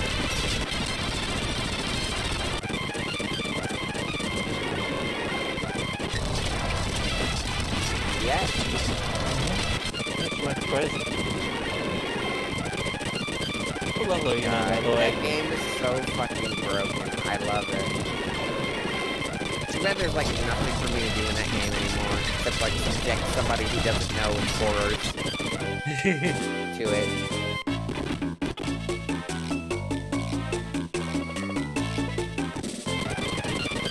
It's weird seeing Galoof with a weapon because he was the monk.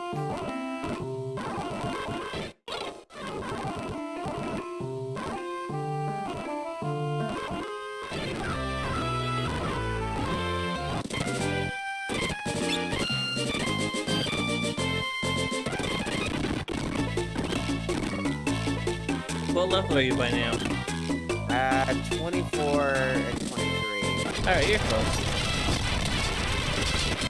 I'm not. On one hand, I could have done this instead of playing more tech, and on the other hand, I don't mind podcasting as much as I used to. On the other hand, did I like, we did this grinding off-screen last playthrough, but there were mainly, like, 2 or 3 differentiations. There were 2 or 3 elements in that situation that were the reason why it would be a lot more preferable to do that off-screen than it would be in-screen. I mean, I could do them in either situation, but, like, last time we did this, I was playing something else, so we were on a time crunch on what times I could play this game at while still getting the other playthrough done. We had a fast-forward button available, so there wouldn't really be that much podcasting in anyway. I want to do something else. I forget.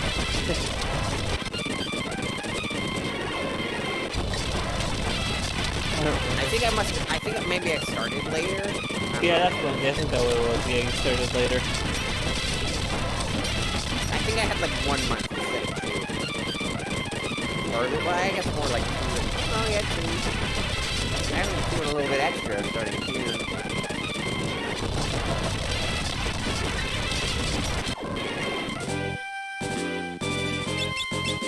So I had to rush a lot of sessions.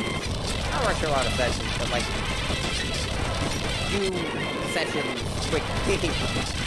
Make progress very fast. Which is funny, because other than this little grinding spot we've been doing, we've been making progress faster in this than we did with the Game Boy games.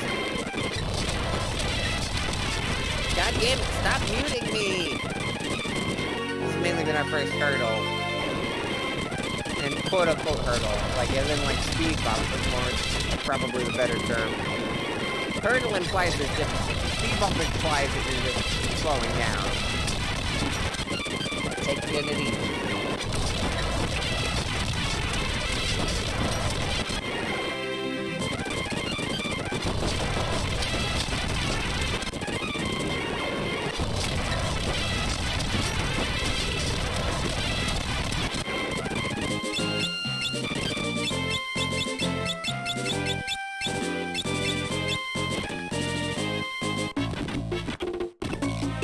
god, every time my mind wanders to the Smash Fighters, I just keep hoping that whoever is left is not an RPG or a fighting game, because that's basically been all of them except for Banjo and Piranha Plant, I think. Steve.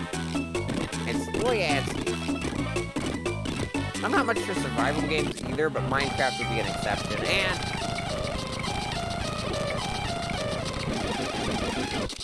God damn it! Stop! What the fuck is going on with my phone? Fuck off. I just want to have a conversation about Minecraft. Is that so wrong? I mean, yes, but also, I still want to do it.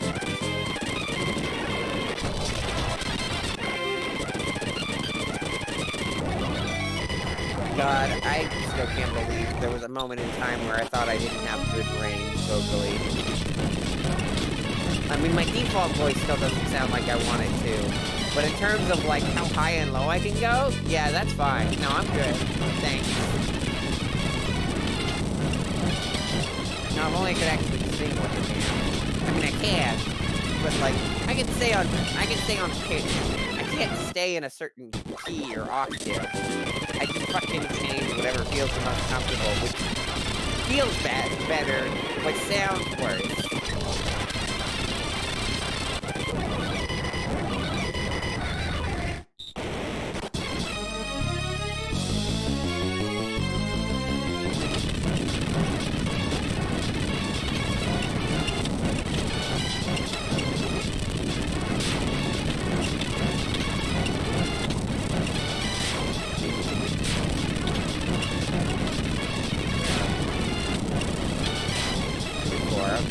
One more level each. Then we can go into the desert. This stream has been weird, but not in a bad way.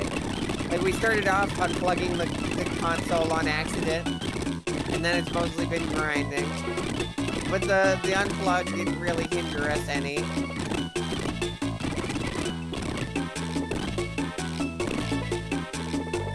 Grinding has let us talk about some very interesting topics, as per usual in these situations. I should have gone to the end, the Luke is dying. That's a surprise.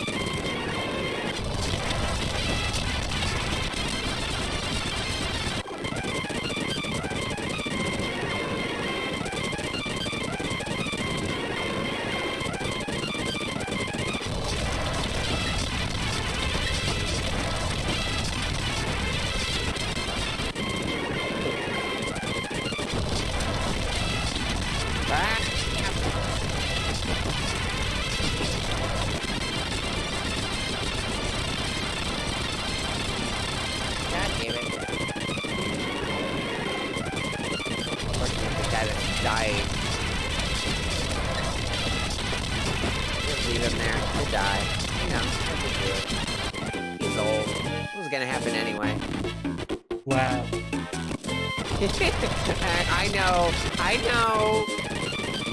I've played this game before, I know! I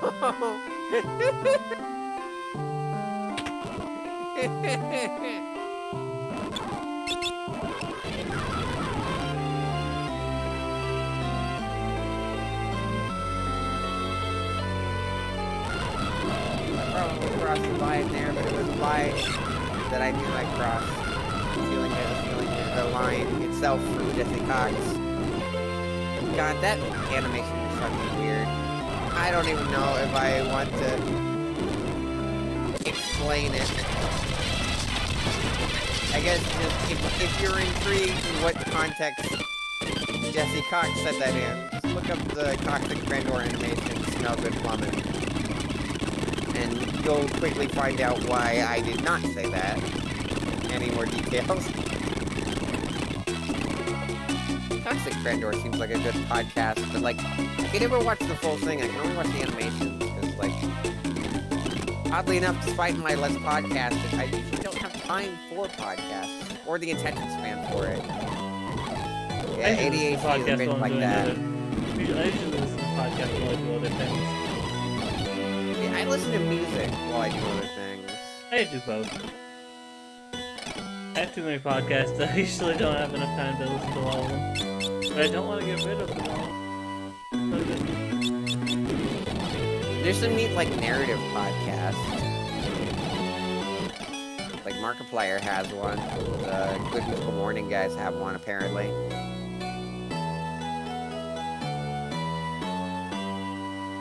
I can't believe it's taken this long for Markiplier to make a podcast with his two, like, YouTuber buddies. Bob and Wade. Like, they've been making content together for years. Since, like, almost a decade. And they just now started a podcast, like, a month ago.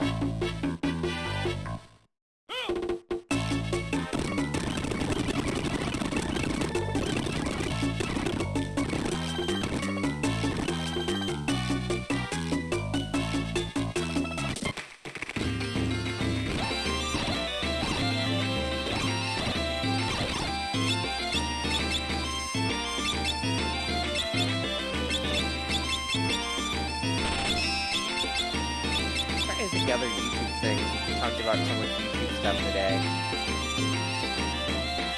The channel that follow that has stuff uploaded.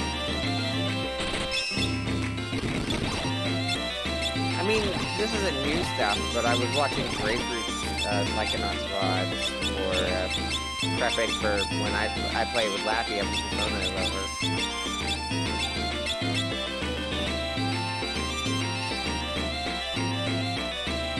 Is very good. I think the plan is I want to 100% complete it, but on the first playthrough of each level I will take what I can get, and then we'll go back to it. I don't know when, but we will. Probably when I can get everything. So like around the time you get the top web duster, I'll go back to the old levels. Well, while grabbing some rings that I figured out with me, I accidentally got removed. What? I got a summon accidentally because I was wandering. Oh. I needed some rings. I realized you could even do that. Yeah, the remove is out in the near. Wamu. No, not that one. God, it still was so distracting when I thought, Kid Cobra was just saying Wamu at me. It's just like, yeah, you watch JoJo, kid?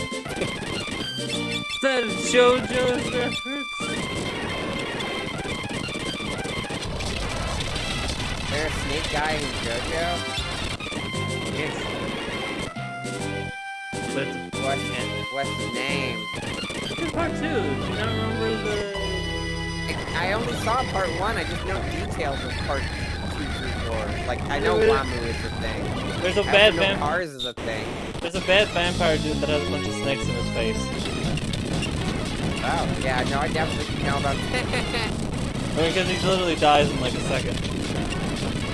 Oh, is he like those 4 guys that showed like in part 1? Yeah. He would go away. Yes. The zombies, yeah. Okay. Part 1 I have seen. I still... Does that become relevant at all? Or do they do that to be weird? I mean, they needed to show off the 3 new dudes' powers. So they need to introduce some new people to immediately get destroyed.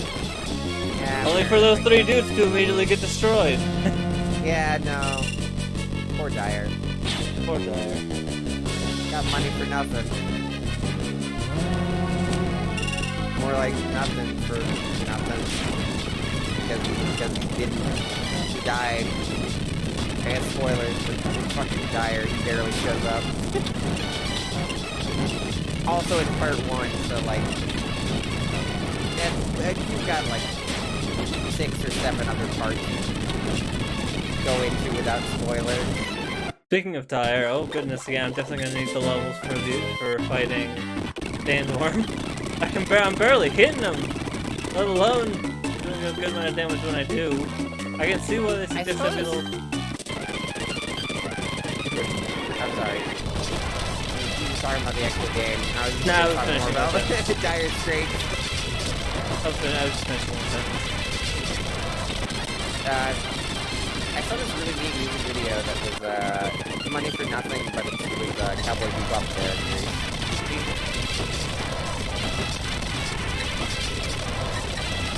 I forget who animated it. If I can find it, I'll post it in the Discord server.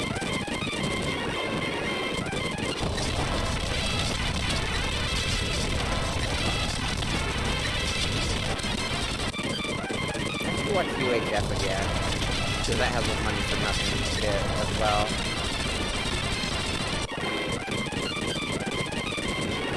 Like, I expected to enjoy that movie because, like, 2 hours or so of Weird Al anything is probably going to be a fun time.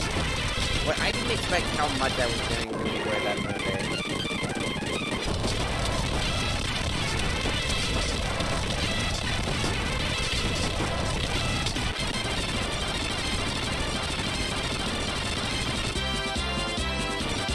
Now, did Weird Al write it, or was he just cast it? He wrote it, I'm pretty sure.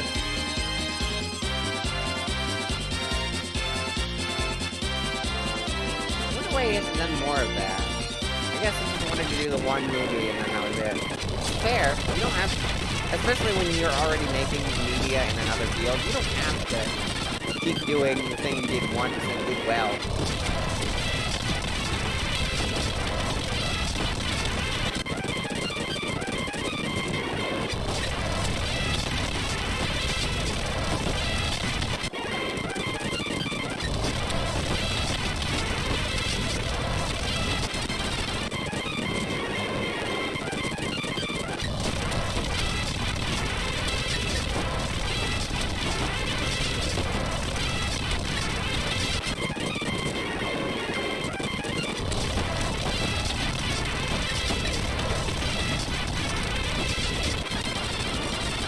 Parody of Money for Nothing in that about anyway? Whoa, what was that about? The Beverly Hillbillies. The show. Right. Why was it about that? The Weird Al song. Does it need a reason? I guess. I meant, like, narratively in the film, but, like, sure. I mean, it's just something that I think shows up on the TV. Fair enough. It's a comedy. He doesn't need to explain fucking everything, I guess. Things can just happen because they're funny or fun. Or... Most of that show happens because... Most of that movie happens because it's funny.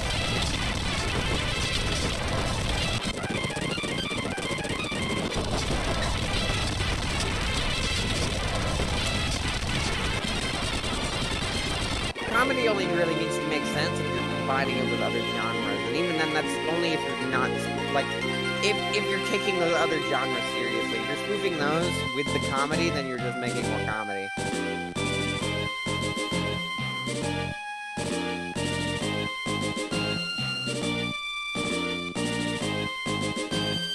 Something along the tones of it, like a dramedy, instead of, like, just straight up comedy spoof. Because you can spoof genres all you fucking want. There are so many fucking spoof spy movies, and by that I mean like probably two series anyway. But that's still more than one.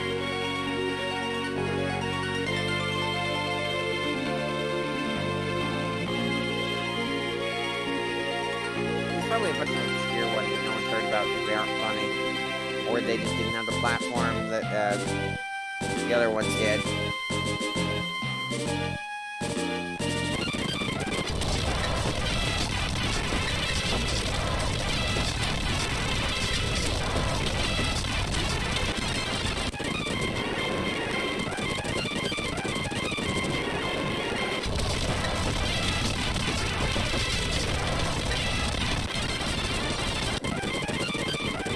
I don't like comedy movies, but I usually like animated comedy movies.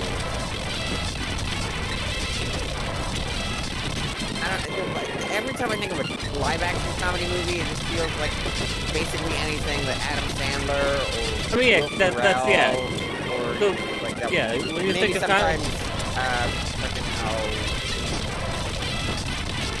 Steve Carell. yes. It feels weird saying after Will Ferrell, Pharrell Williams. Oh my god! Will Ferrell, Pharrell Williams. Oh my god! How did I never notice that before? Connected it. It's a conspiracy. Put the big hat on Will Ferrell.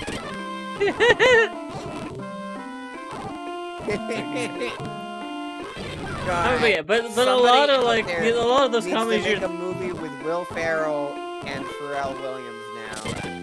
a lot of Just those for the marketing alone. a lot of the movies you were vaguely describing though are like more adult ones. You don't really get a lot of kids live action comedies anymore that aren't just like no you don't get them at all because a lot of actors because I'm guessing a lot of actors don't usually actors end up getting shoehorned into those look at Robin Williams. Robin Williams, Jim Carrey, Carrie did adult stuff. I mean, well, yeah, but he was like, for that long time, you know, Mr. Popper's Penguins and Steve Carell, who we just mentioned. Yeah.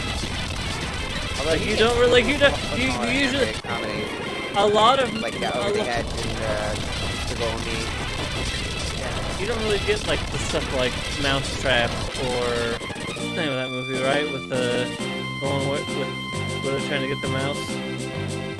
You don't really see a lot of, like, kid live-action comedies that try and be like cartoons. You usually just get What's one. funny is that, like, in terms of like live-action comedies, I think Mike Myers has a pretty good track record.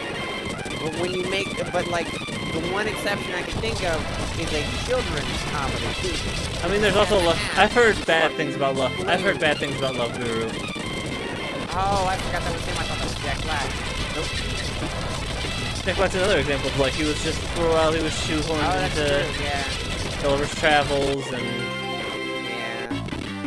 Technically up to Goosebumps. Although that's not really a comedy, I suppose. it's But that kind is of like a a bit of both. children's film. It is a children's film, though, yeah.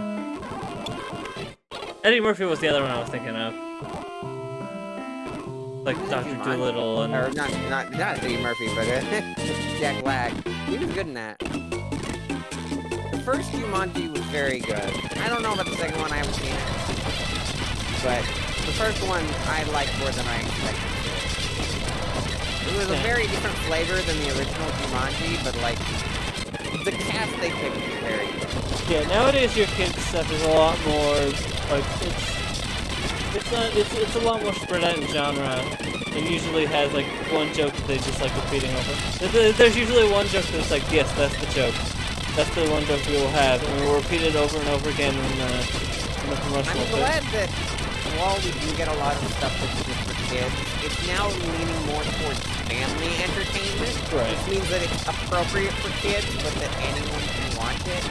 I mean, you still got like your minions and stuff, and your boss Oh, yeah, babies. totally. Yeah. Basically, Just like anything Illumination puts out.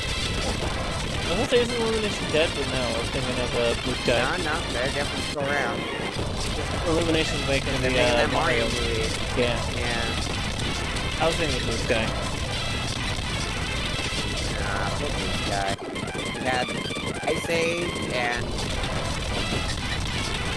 Weren't they working on some LGBT sort of movie type thing? that's true. That's And then and a lot of people assume that that's why Disney gave him the X, which, when Disney's track record. even if that's not the reason, that's not a good look. Yeah. Basically what you said. The company with first LGBT characters in the movies. Almost all of them conveniently get removed in international releases. Yeah. That's how they're. Sorry, I'm getting into that. Okay, I fucking hate that shit. I hate how they try to like wear it on their like. They be yeah, like, they hey, like yeah, we got a LGBT character. it's the pride. like, It's we the see pride. that shit. It's I'm gonna just go in this room. It's the Pride Month effect. It's Yeah. companies acting like they actually care about this thing that they clearly don't. Because it's not worth the money to. Because it's not. It's only worth the money to care about it during that time, or at that moment. All they care about is the money, not the actual. Not the actual. Like, why is this a thing? They just care about. Oh, will this make us money? Yes. Okay, then we'll have it this way. And then we can. Yeah, that's why a lot of this LGBT stuff in the Disney movies is in ways that they can easily remove for international release. because they know that saying, "Hey, this is our first LGBT character in our movies," will make them money, even if at this point. I will say that I like that Marvel. Again, to pull it back to Marvel because fucking of course I will.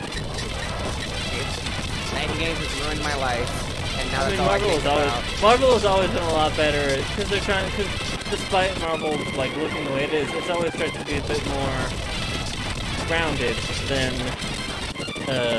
DC ever was. Marvel, admittedly, in the Infinity Saga, did not have that much diversity. I'm more talking about it as a general Marvel, not just film stuff. Okay. Well, in terms of the MCU specifically, the MCU definitely needs some work on that. Well, no, that's what I was gonna lead into. Is that the MCU initially really only had Black Panther, and then maybe you could Captain Marvel, but not really.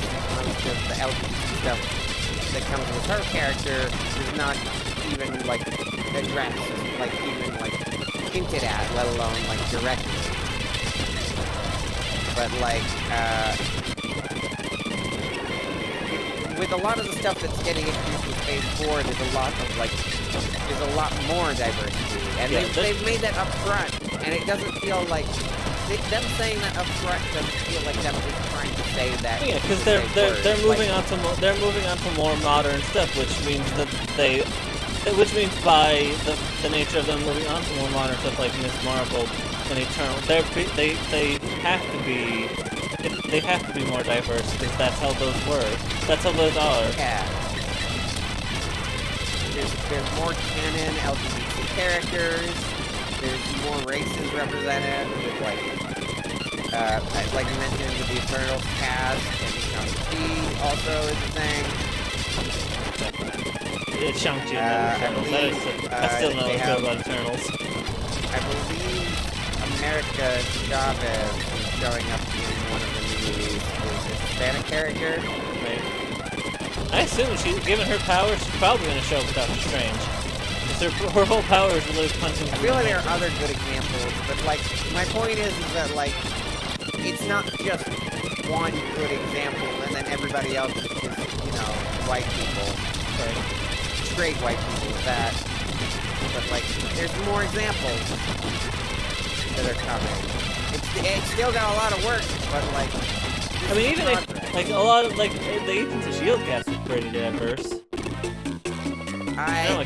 I hope that Marvel or the MCU does not go down the path that Star Wars did, where it tried doing that and then backed out as soon as the internet got scary.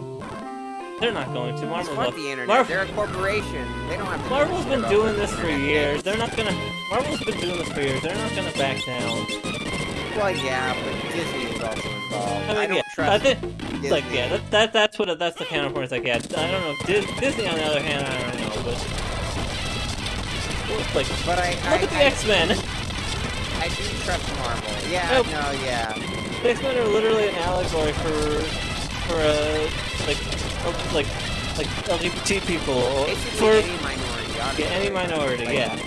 Like Stan Lee pointed out when people asked him about that, it's for any minority, LGBT, racial.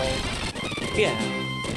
I'm curious to see how this, and even the Fox films, they try, but it's still this cast is mostly white dudes. It's Wolverine and Cyclops and...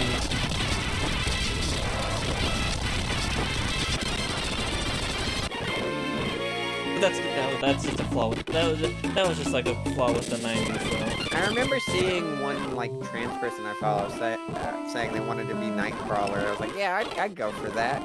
Let a trans person play Nightcrawler. Yeah, do that. That makes sense. Wholeheartedly agree. That'd be fucking cool.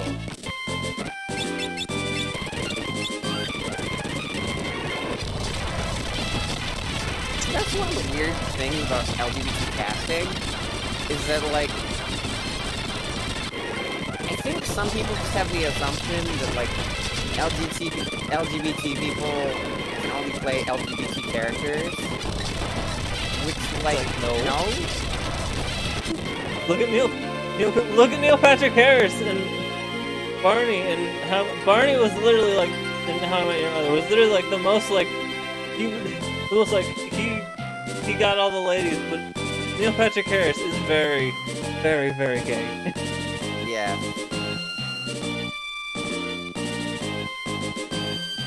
See, yeah, no, you don't.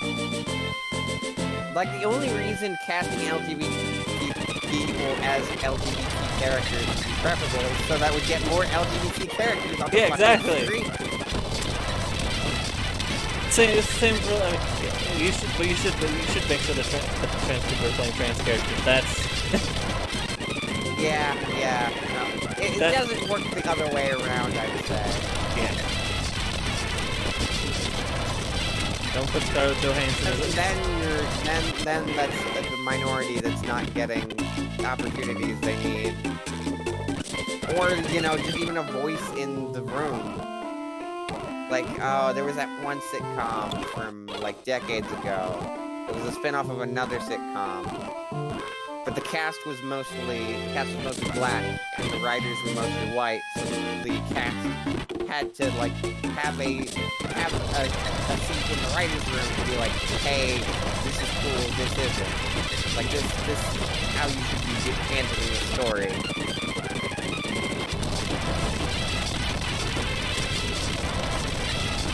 Preferably, minorities should be allowed to tell their own stories on fucking television. But again, this was decades ago. Like, we have improved, even if it's still not perfect.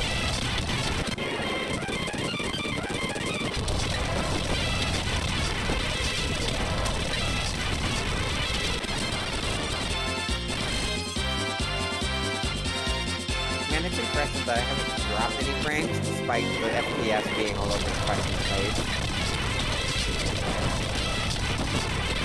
Like, my capture device is freaking out, but my screen is fine. I still don't know why laughing was freaking out the other day. That was weird. That happens though. Gotta go, damn, that sucks. Twitch was having some, like, video display issues, so that might have fucking fixed, but it looked like it was mostly bot stuff, not stream stuff.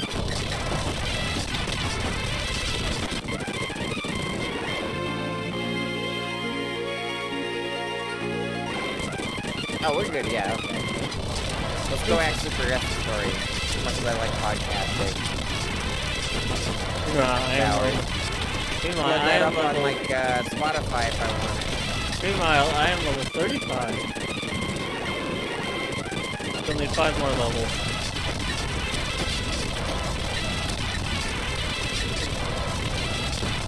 If I ever get a popular YouTube audience, I will make a podcast called this podcast. Or Twitch audience, I just know it'd be easier That's to what promote on these. YouTube than it would be I on thought the Twitch. joke was that you just upload these as onto.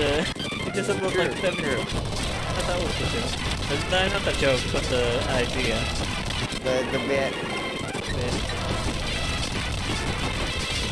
For the bit. Podcast for those times when you need podcasts. For when someone else is grinding through an RPG. Did you? Okay, so back to the brutal ghost thing. That freaking the time he did the sort of like similar to the time jump where it's just Chip. I forget when I think it's in the beginning of the video.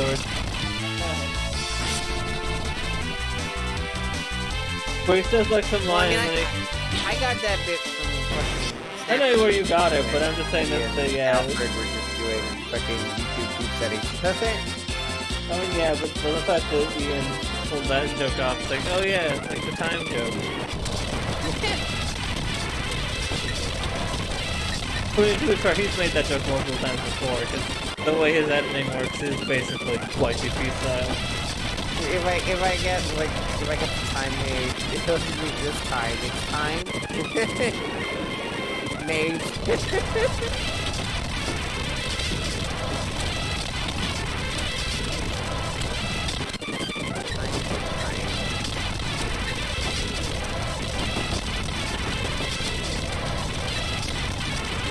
Okay, so I figured I found the line. Some of these bags are liars. Some of these chips are chips. That's the one. It's right near the beginning of the video.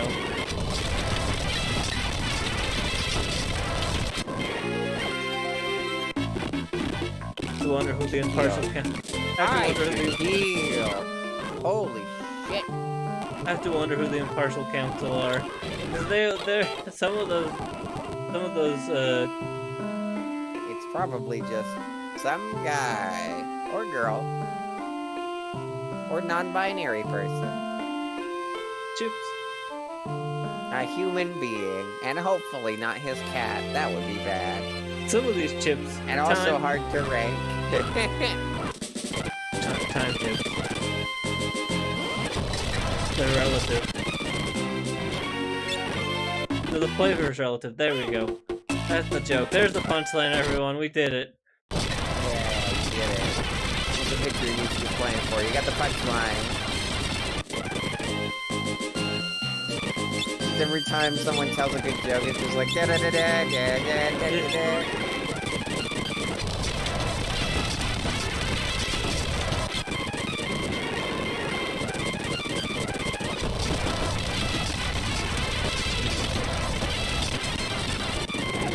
Well, Miranda was an electric company. Yes, you have. Well, I'm mentioning it again. Also, that guy from The Good Place. I feel bad that I don't know his actor's name.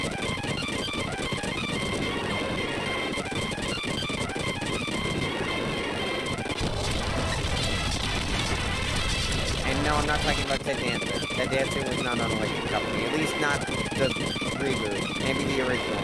Who knows? I don't know if that timeline matches up. I'm pretty sure Cheers was after Electric Company.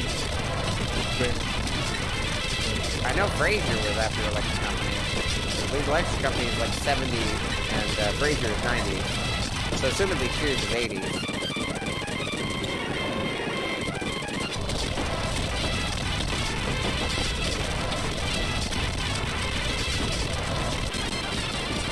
If you use sword on the site, does that get rid of the death or does it complement it? You can't use. Sword does not work with the sight. Oh. Okay, so these people have swords for no reason then at the moment. That's fine.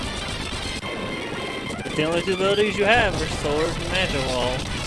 And I know that both. Huh? Shell. The critical shell.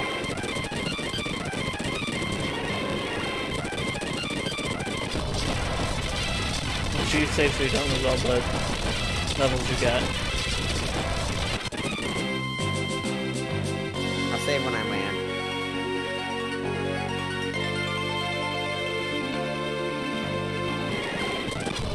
Green, you're in the right location. Yeah, but I need to heal. Okay. You can heal at the library. You've got the healing pot. That is fair.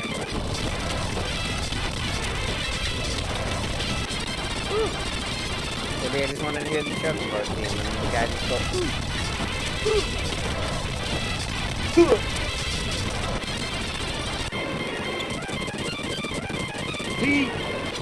That was very quiet.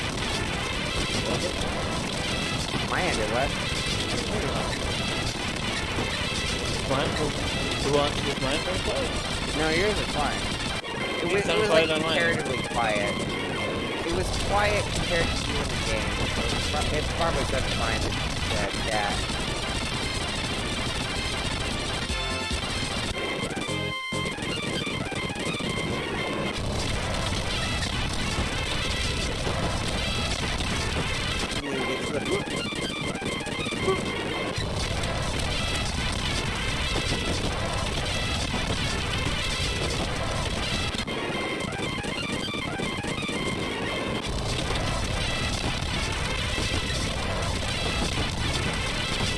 I'm dealing with that. You tried to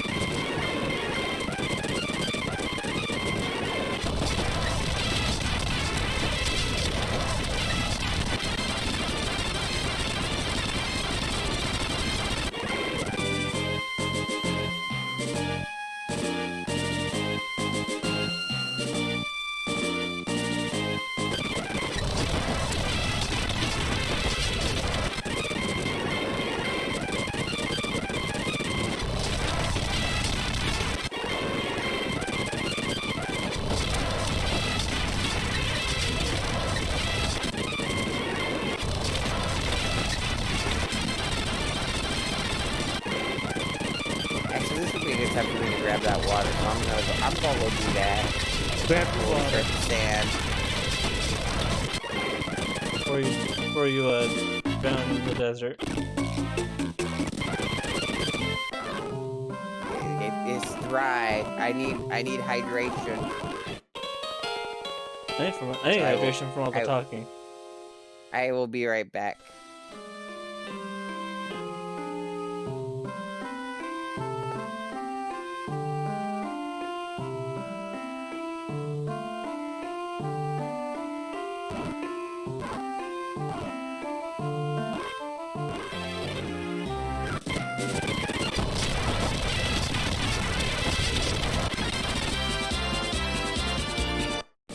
Hello, chat. How are you?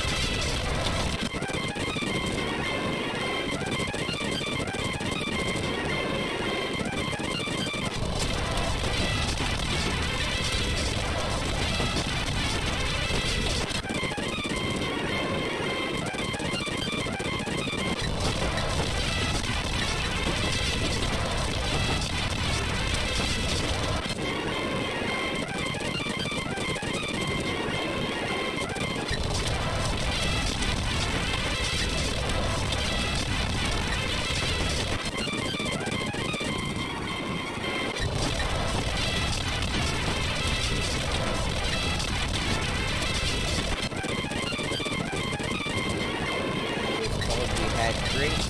We did not have drinks. fill the water bottle is very small.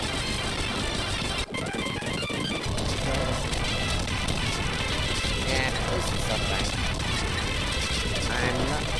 I played an ad break when I was away, which, by the way, is fucking annoying. Twitch, to be constantly on if I can use slash commercial or not. Because sometimes it works and sometimes it doesn't, which means on their end, so... Thanks for that, Twitch. I don't have the button because I can't pull up the thing without killing my PC. So it would be prone. But, I'm gonna give it like a minute. Maybe not even that. It's been 8 minutes since I was just rambling about that shit. I'm gonna assume it's okay. Even if it's not gonna miss much. To save. I always make sure it's saved. I will always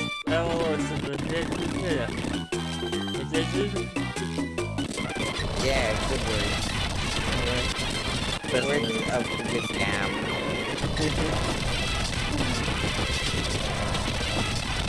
I hate that the freelancer is called Bear.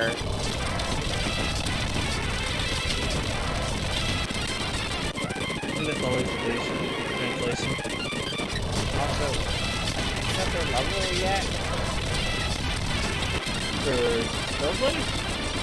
I don't think they have. Oh yeah, they would've put their master.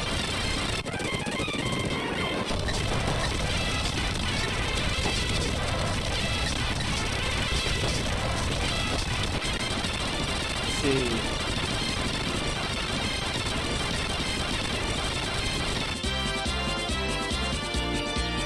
Mystic Knights max out at level 7. Very close.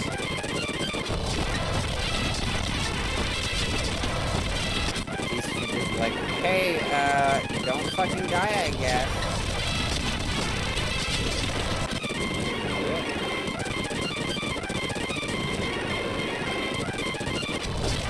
Wait, did you beat the Sandworm? Yeah. I was not paying attention.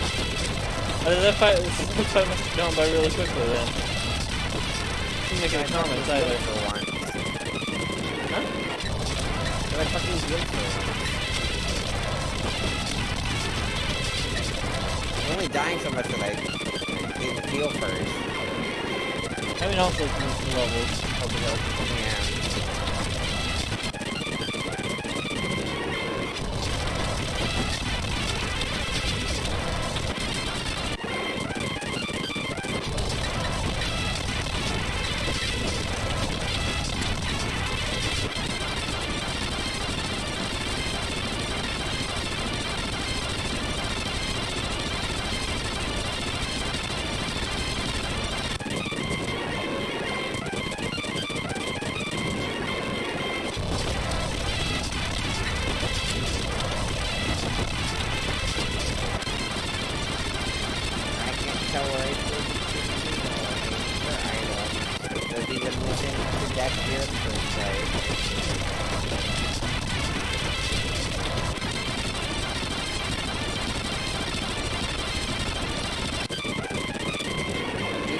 Right, okay.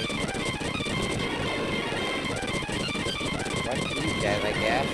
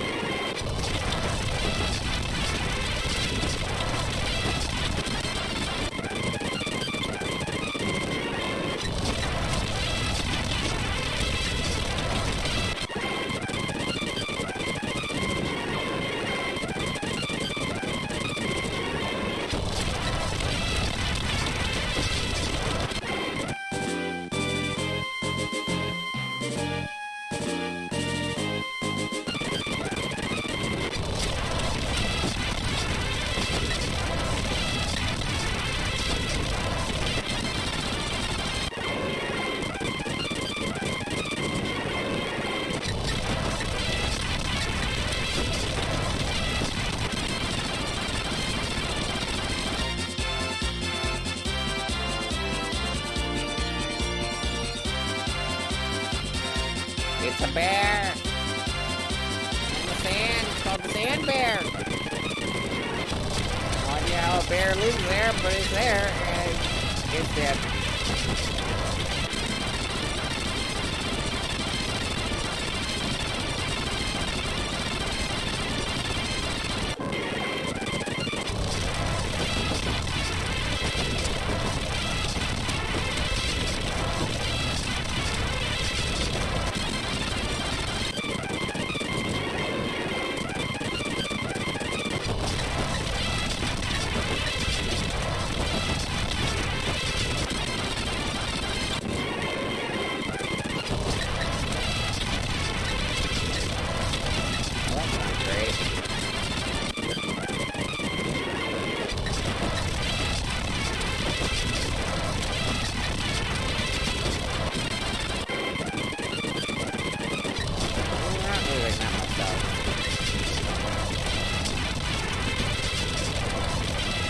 Have tents, whatnot.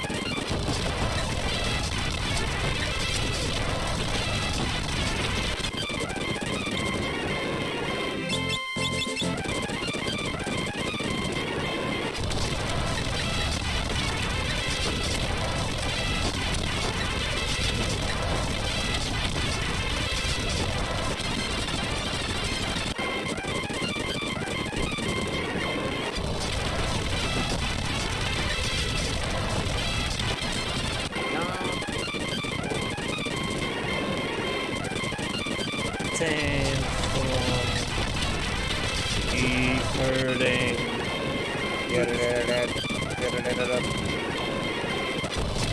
Man, this is my favorite joke. One of my favorites. The keep hurting. Keep hurting can describe a lot of this great. I'll send you the clip so you can watch it later.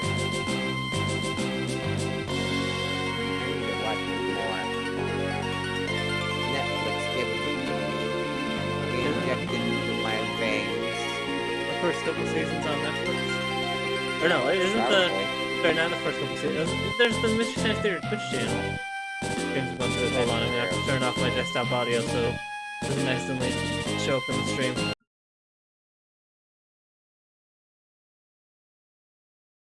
I need to drink my water and water and water.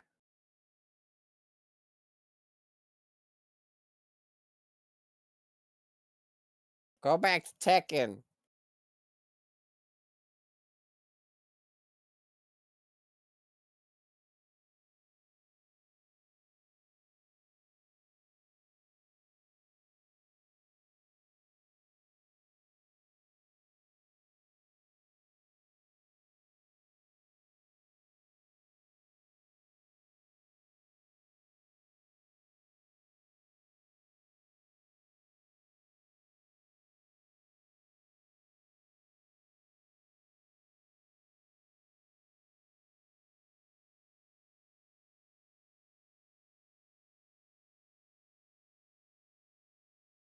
Hey. That's pretty good.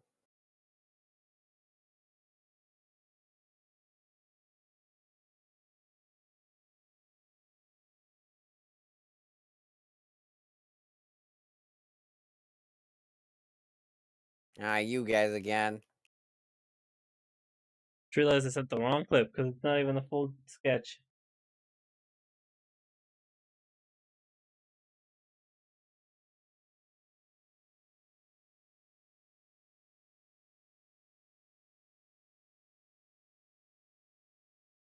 There it is.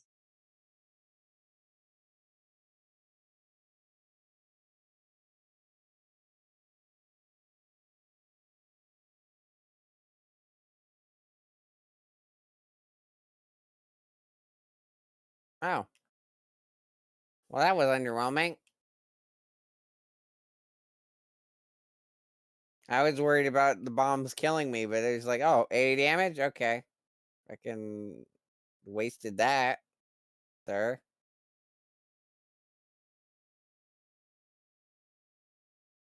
Town. Fuck.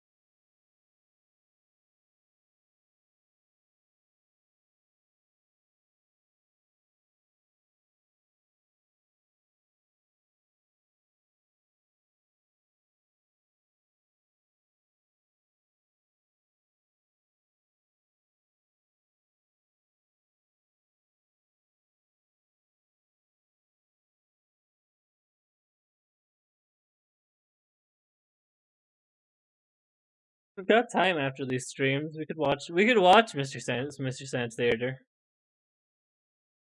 Well, I've got Depends on how long plans these streams go. afterwards. Huh? I've got plans afterwards. Okay. Sorry. It's fine. Maybe later in the week though. I might be free on Monday, and I'm more likely than not free on Wednesday. I am done with school for now, so I'm free. I'm free of time. So No, is that the joke didn't sound work. probably. Hey! Hey! Hey!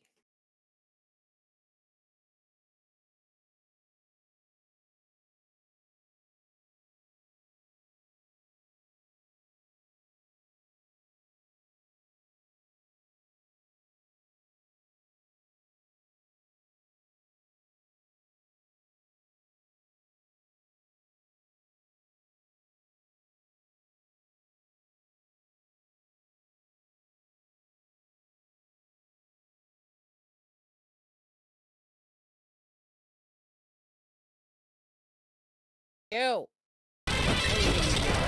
I just realized I forgot to turn desktop audio back on. Oh well. I can hear us at least. Drop down a hole.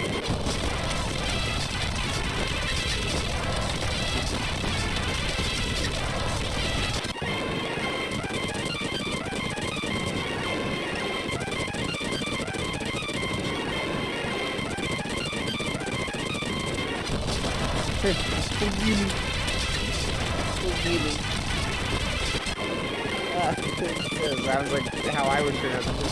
I should did it to you. Forgive me. Like a pirate. Yeah, where everybody goes? Oh fuck! I bet I'm missing the most emotion here.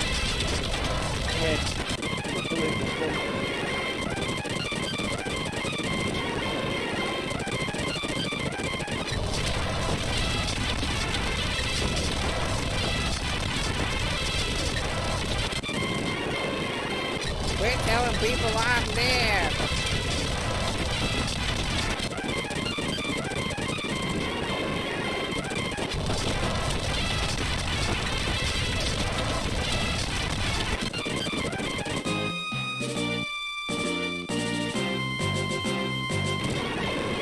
Hey, we didn't know you were in the other room. Oh, this fucking place, that's right.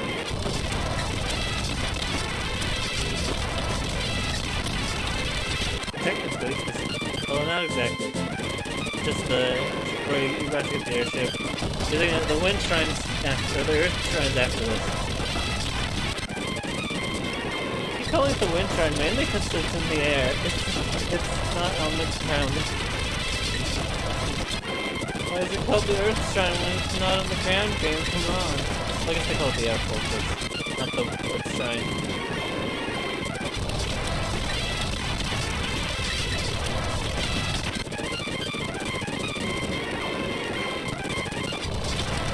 Well, that can't be good.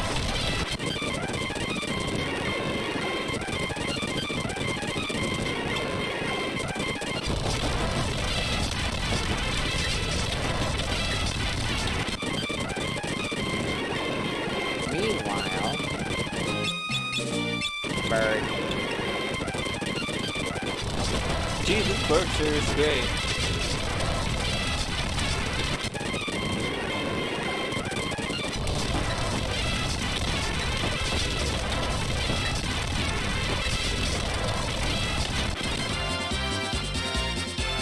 I'll be right back. Okay, It's stretched now that I'm not on camera.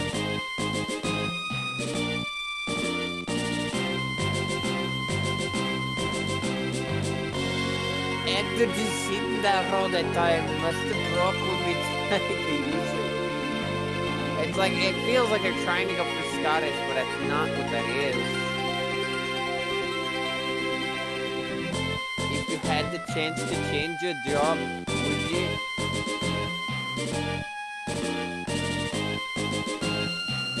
Yeah, no, I'm pretty sure this is the place I was thinking of.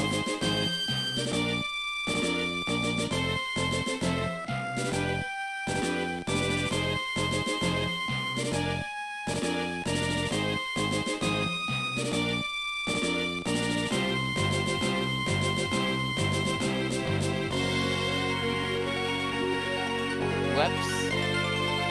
Whoopsie daisies, we did a fucky wacky.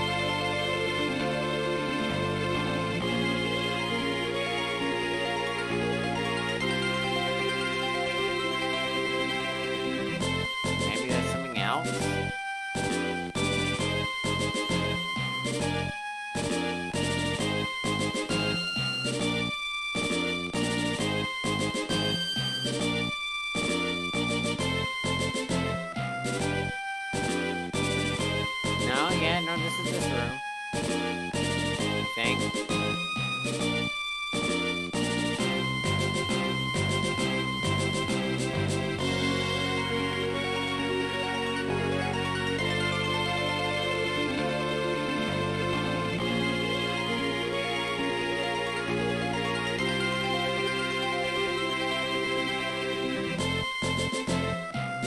Hey, the fire ship. That ship way over there.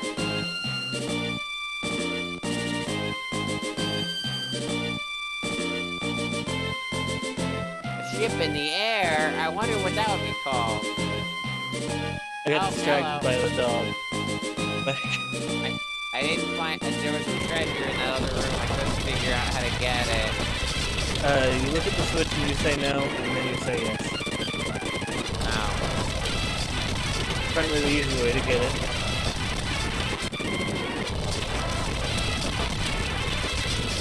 Oh, no, Grandpa, where'd he go?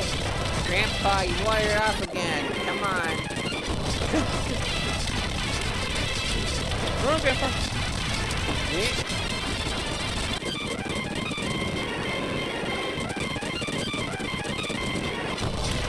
That's what you were crazy, right? No, yeah. There I am.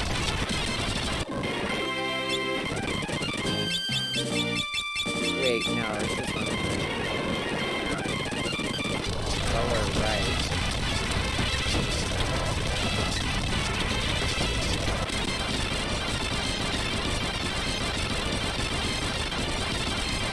Go over to the switch. Aha! I'm on right. Oh, you...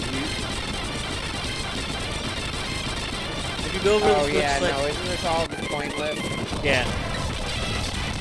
Just say no to the switch and then say yes, and then we'll open it.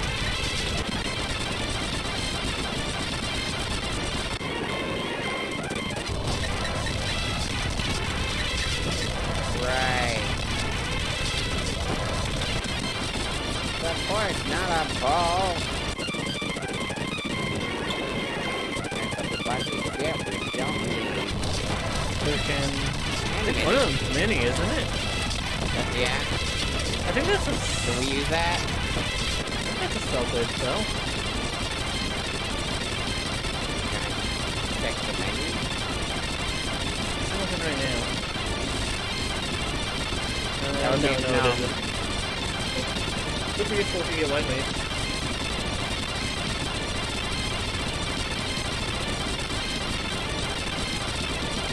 Minnie Mouse.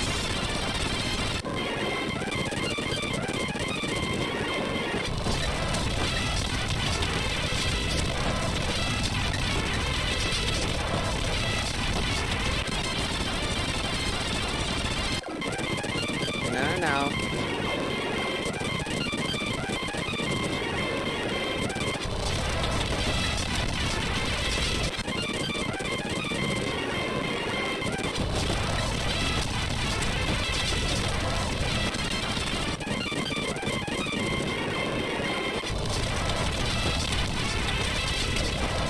My neck is getting comfortable with aching for some reason. You gotta do the next world.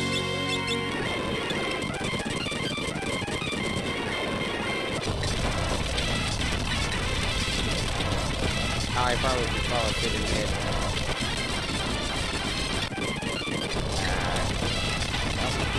That's weird.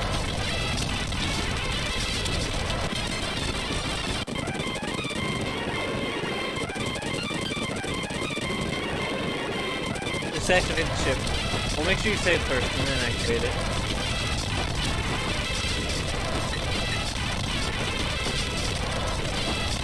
I did.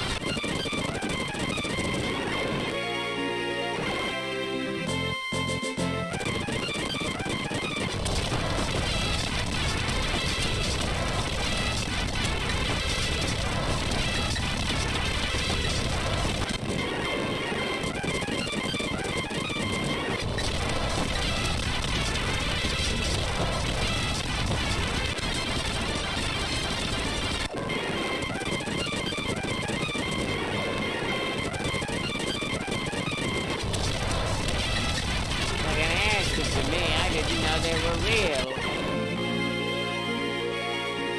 I thought people were just fucking with me. Oh god. So remember when I said there were some bosses that, some bosses that... Oh, you know what? I'll think on a different thing. I think this thing might be, I think you can hit this thing with that, though. But let's see, Cray Claw.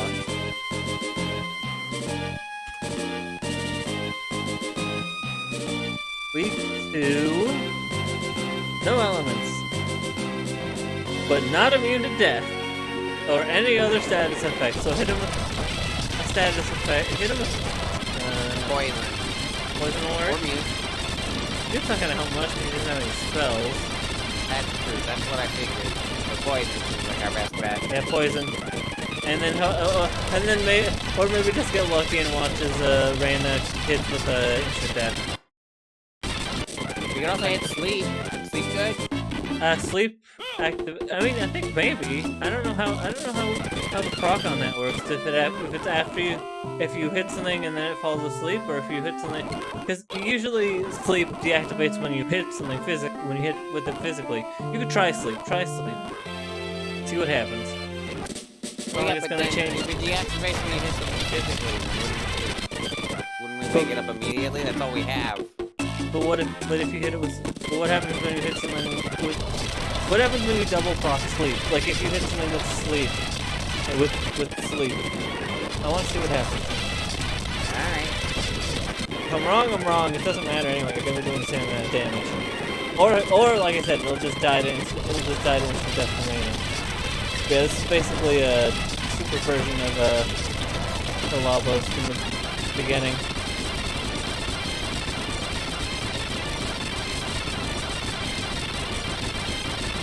I'm gonna have to dip out again. Should heal.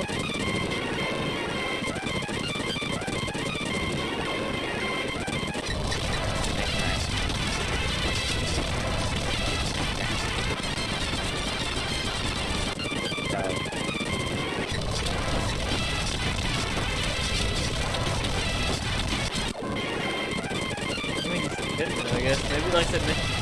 I bet... Yeah, you can put Spellblade on knives. Like the one the Gallop has. Unless he has the katana now again. He has the katana.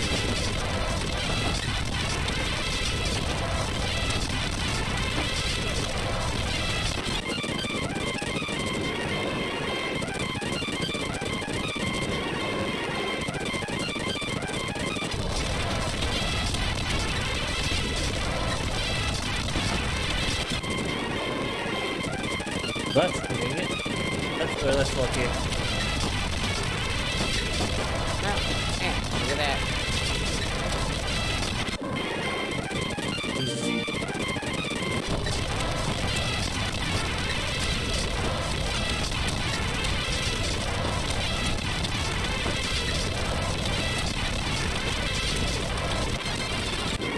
I miss fights like that.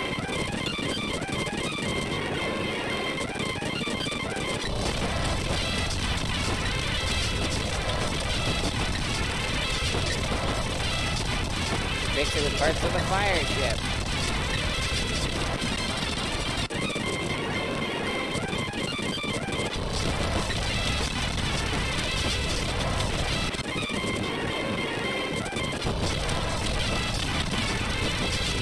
Dar.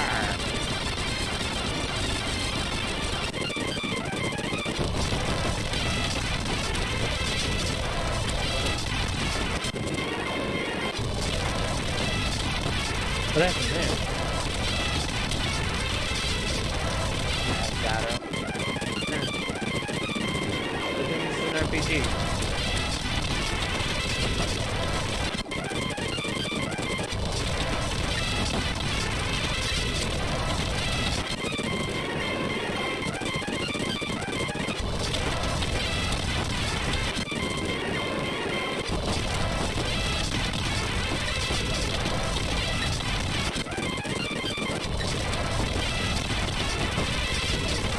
You need to go back to the. You need to go back to where the ruins were.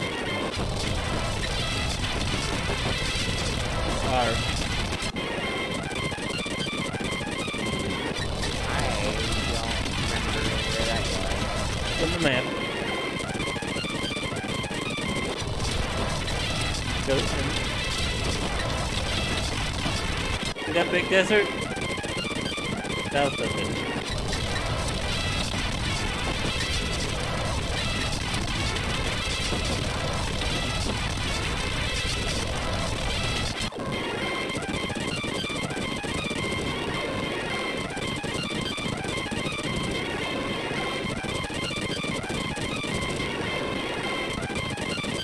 I forget if it's the cutscene that happens in the air or not. It is.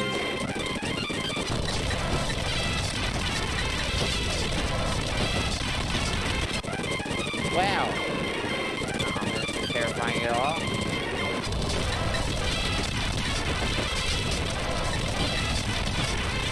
Now what? I think you need to talk to. I think you need to land and talk to.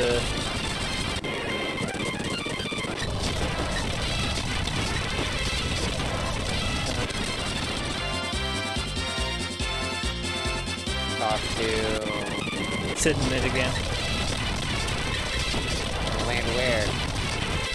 You need to. You need to. I think you need to go back to the to the airship dock near Crescent Isle. So I think Sid. Got it. Plot's gotta move.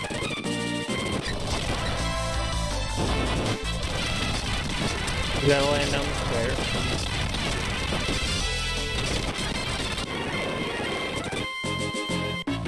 Two more levels and then I can attempt to go fight Sandworm. Jesus. I didn't realize you were still that far back after you did the library. Sandworm is very difficult with berserkers. Food's here, I'll be right back.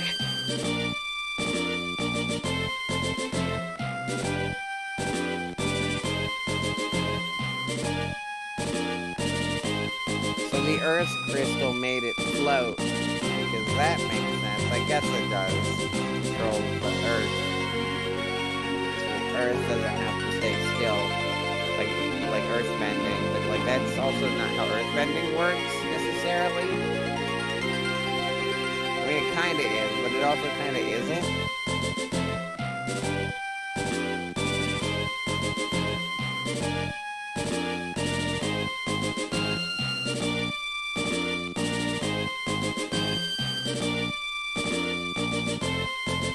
Nothing to eat or drink around here, so I'm hoping my dad is coming home with like some like fast food or something, because that means that it will be easy to eat and drink during stream.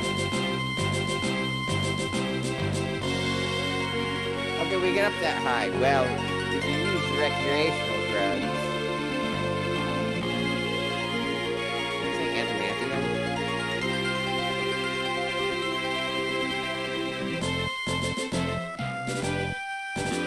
Adamantite. Basically adamantium.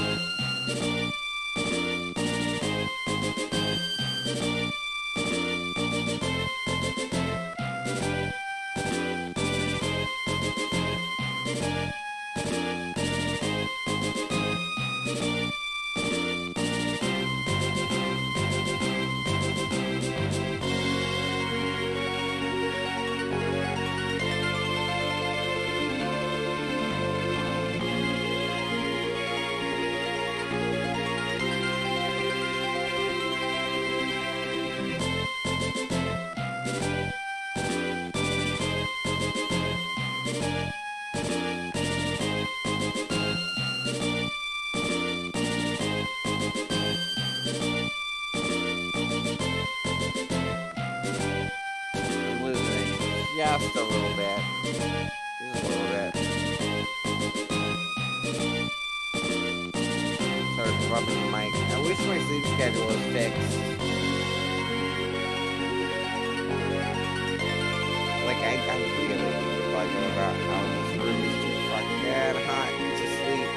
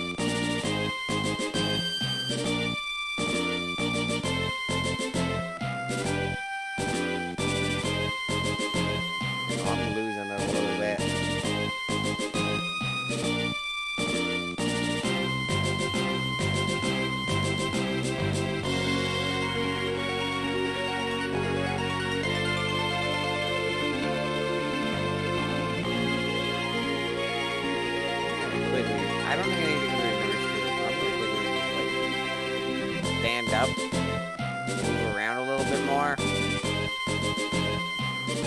Hopefully that'll get my energy levels back up.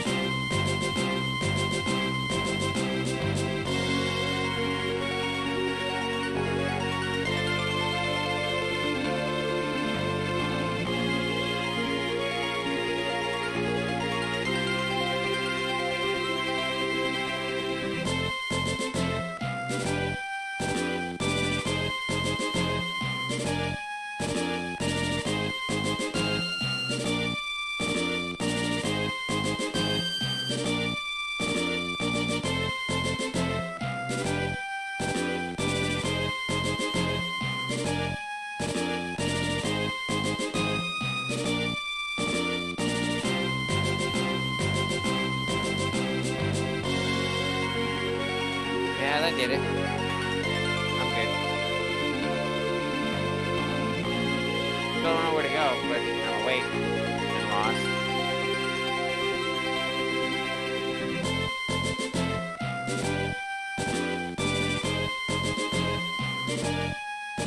Come back. I'll come back. I have no idea where I'm going. You talked to Sid Mid, right? Yep. You need to go to the meteorite near, castle.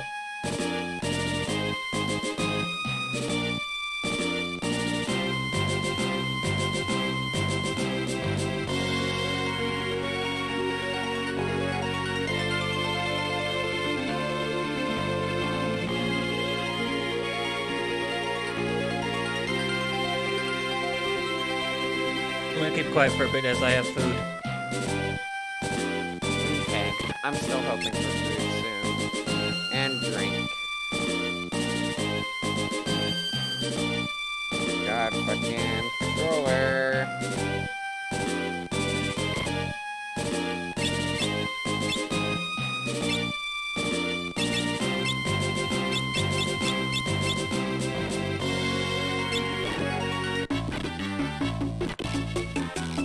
I figured this was nothing but a miracle shot.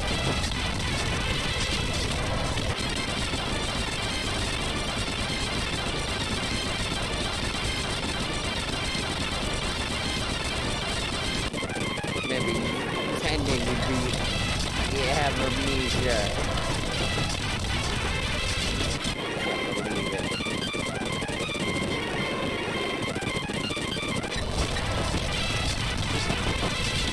Niggas in here. Watch out.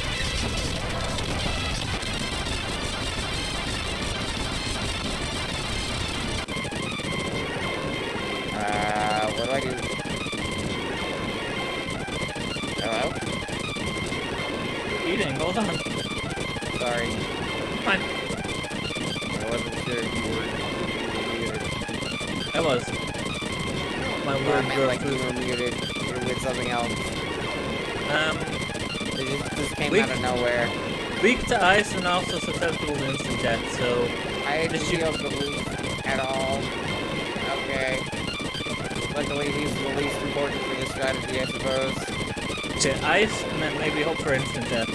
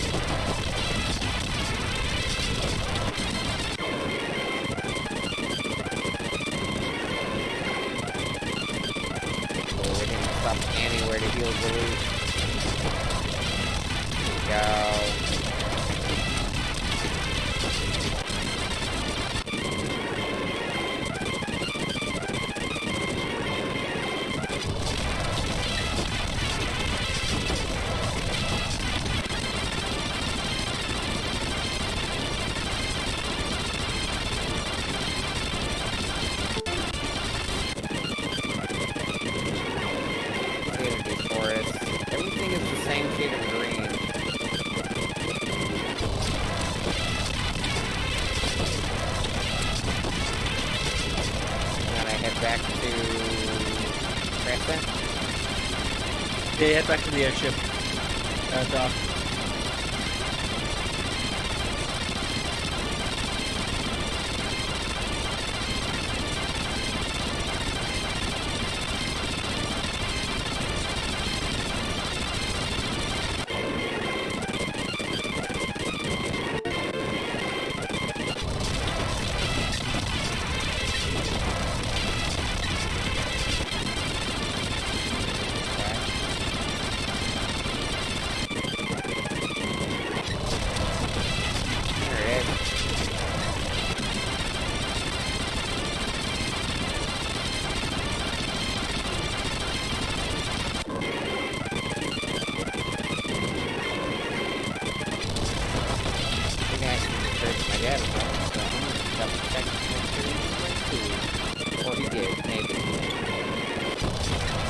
Say he was gonna bring food, but I'm not sure. So I won't play ads, but I will do them in case I can find food and take a sec.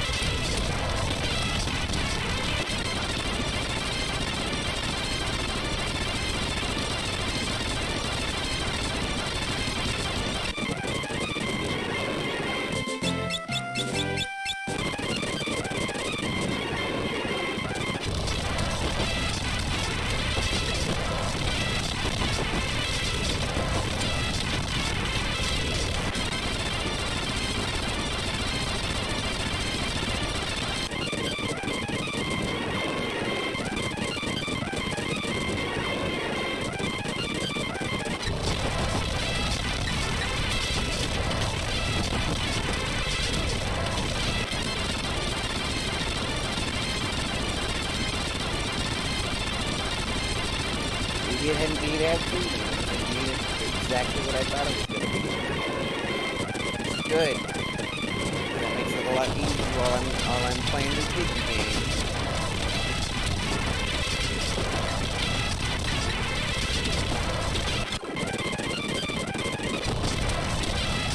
I guess this is the part where we're both quiet while we're eating, but we still keep playing. Almost done.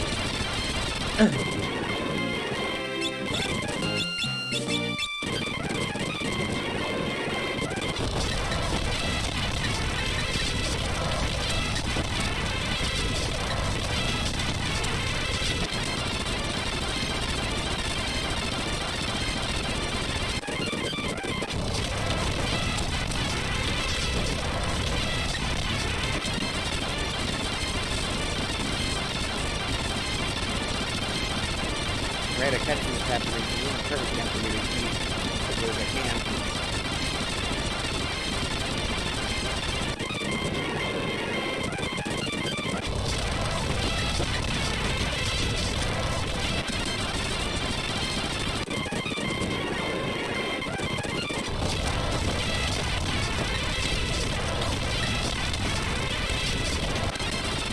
You can predict the future.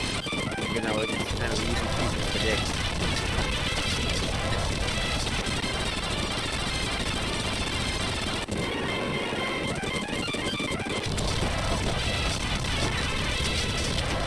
Like, what the fuck does that mean? It's an X button. Also, the PlayStation icon was very weird with the Super Nintendo font.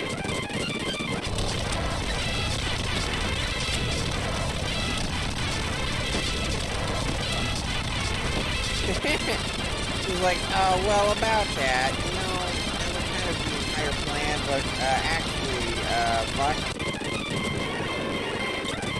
Oh, yeah, how do I deal with the cannon? That's the thing I remember struggling with a lot. This set me up to when you didn't. Lightning magic.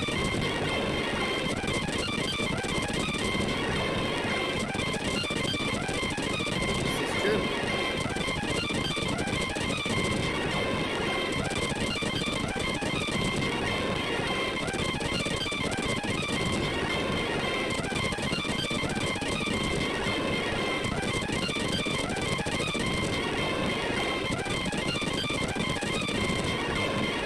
What are you worried about? It's just a couple of measly cannons. That.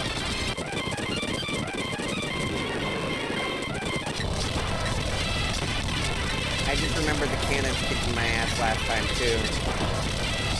Your point is valid, so it probably will go a lot smoother, but that doesn't mean there's nothing to worry about with the cannons. Cannon. You can roll on any given run. And that's in regards to this line. I'm not saying, like, oh, you putting it off because, like, I'm saying, like, them just being, like, all nonchalant. Just like, oh, yeah, what's the problem with the cannons? Just getting flashbacks to last time. Didn't he say shove off in the Game Boy one, too? I think I remember he said that in the Game Boy one as well. And I was like, that's a weird way to say it. So it's Cool. weird that that's the one thing that stays consistent. We'll find out when I get there. Also, I finished my food so I can actually talk now. Good, because I'm still eating.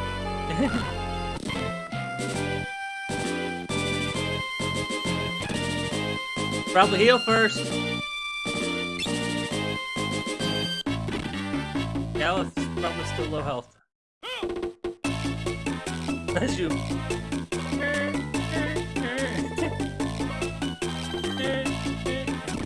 It's a good thing whatever I was trying to do didn't work. Trying to take a hit on.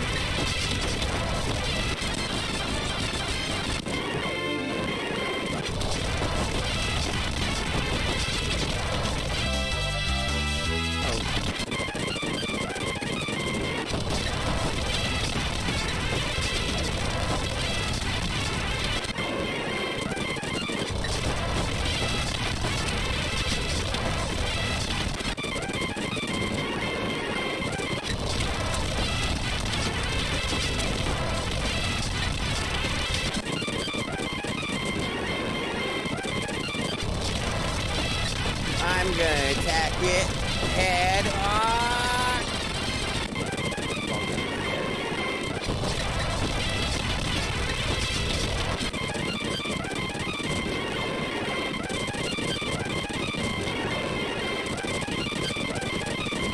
And I'm not one of those people who's gonna give Aaron shit for not animating as much as he did back in the day, but I do miss his animation. The thing that people don't realize is that, like, if we went back to making animations nowadays, like, they probably wouldn't be the same as they used to be. That's not to say that they'd be worse, but that's just to say that they'd be different. Right. He's a different person than he was now. I think, personally, I think that he still has a good sense of humor and he would be able to do it should he want to. But I definitely know that the tone presentation is probably different. While still feeling very much okay, yeah, okay. That's what I was supposed to do.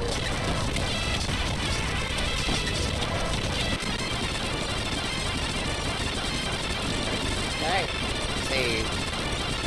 That's okay. The last time between what I last did and now, like, okay. Everything is fine.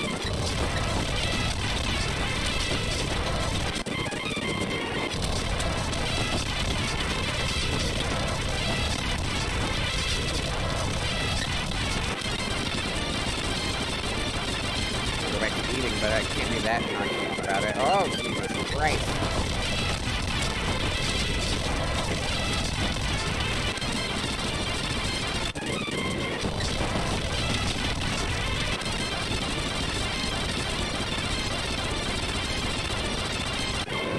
They collected, they weren't kidding.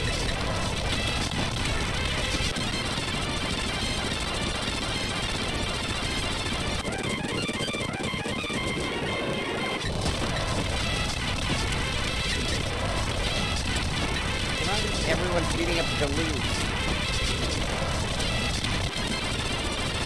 Or each other.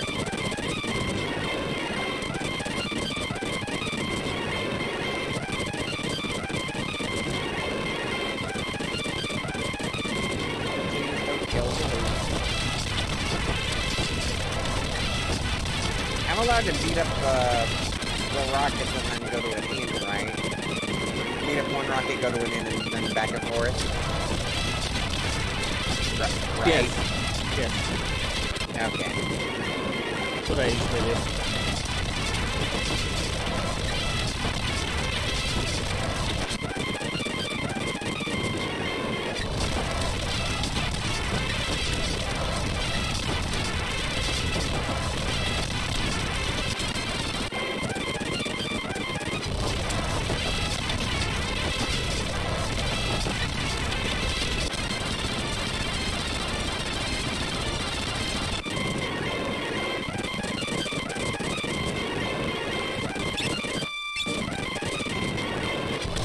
Set up, I hope the earthquake is very short. I forget how long it is. I forget what it is.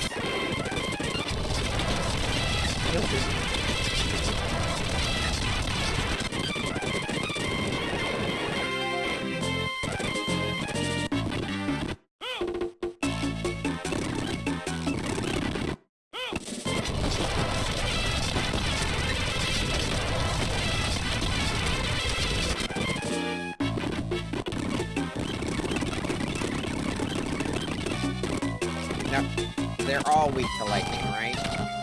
Right. Got it. They're all machine birds. Of course they are. Yeah, I didn't know. 'Cause it has Fair a enough. flamethrower.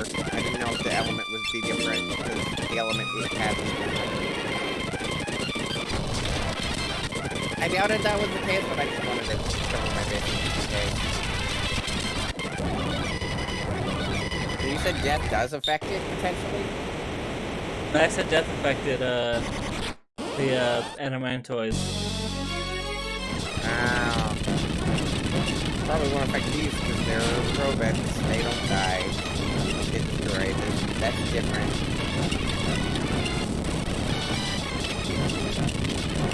Do we need like a fuck ton of lightning scroll for this or something?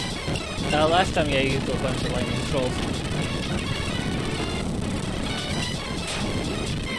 Okay, I feel like my party's ready to take on Sandworm. It's gonna be just gotta get lucky.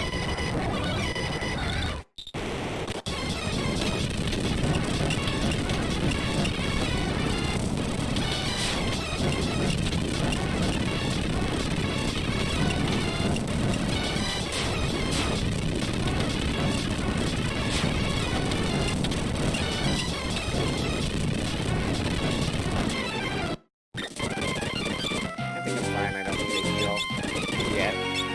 Maybe after this next one.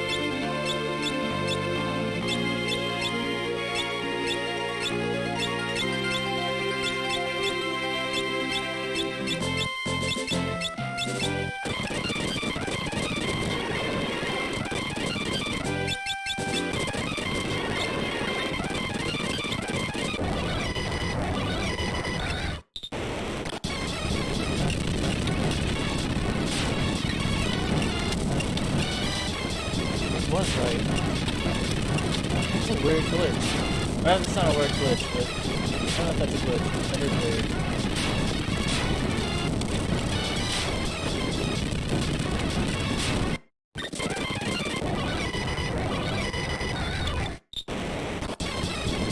So for some reason, if you hit one of the holes with and it procs death, it uses gravity twice.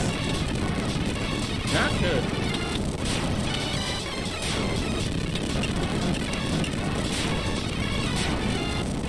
So wait, if it does death on the hole, it hits you twice. Yeah, the hole hits you twice with gravity, yeah.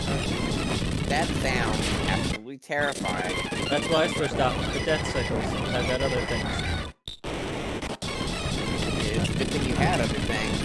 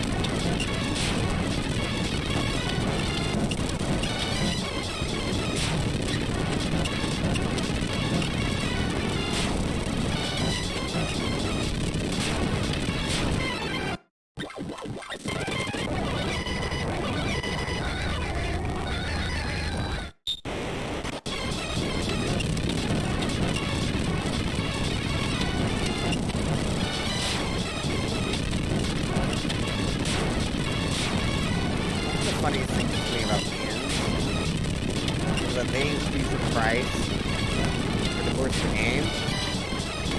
But, unlike when buying items where there are better items for you to, like, use that higher price on, every game does the same thing.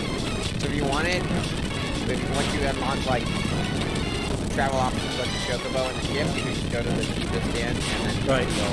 it'll be more time consuming, but you can save Or even go to the location with the free healing, like the library or the wind temple. I thought this was Oh my gonna god, I be did it. more of those cannons. I did it. He's dead. Philip was the only one alive. They're a lot easier to deal with than the other ones, so I feel like I wasted it almost a little bit. It's still better to have it than not have it, though. I made it through the most hardest fight in the game with Berserker.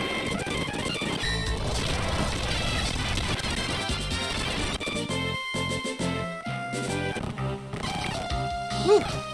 High fives all around. And now I'll instantly catch up with you.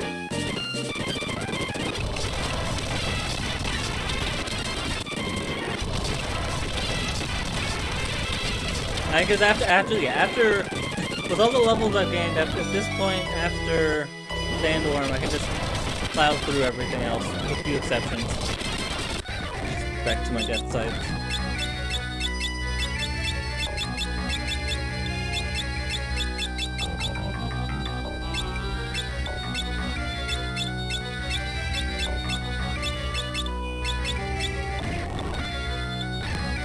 No response? What? I'm here. Oh, sorry.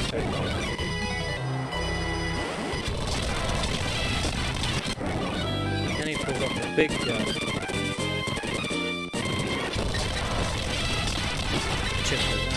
Will trouble us greatly, I'm afeared.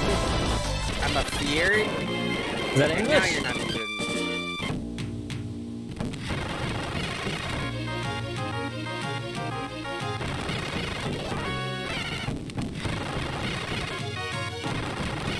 Where on the ship am I supposed to go? You gotta face the cannon head on. And that's literally not a joke this time. Oh, and then press A.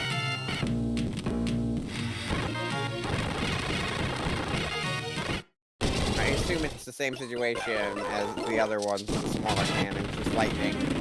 Yep. Make sure you take out the missiles, get the missile launchers. They will inflict gold. Probably should have healed Galoof. Or Can? saved at all. It's funny that like you barely feel Galoof, meanwhile Galoof wanted to save me from the sandworm. I feel so bad. I just neglect Galoof in either of these runs.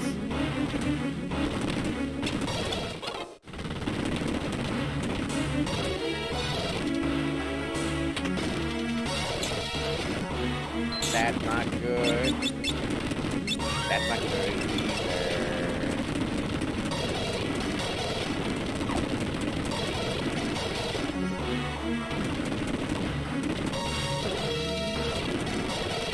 Do I have an item that cures old? No. Wear off. It doesn't wear off either. What? Then how am I supposed to deal with this shit? You just do.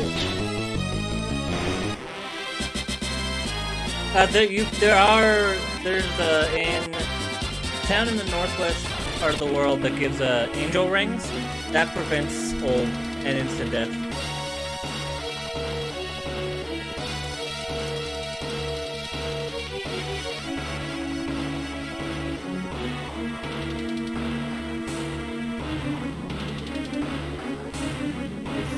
Good.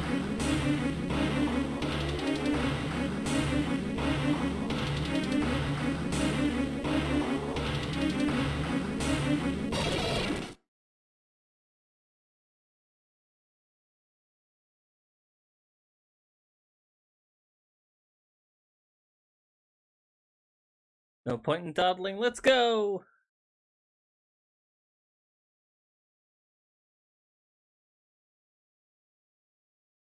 why you take out the missiles. you And take out the- everyone is dead. Yep. Yeah, I'd say because you probably have a lot Means of. I gotta do all like cannon shit all over again. And potentially more. Annoying, but not difficult. And also my fault for not saving. Listen, this is why you save up.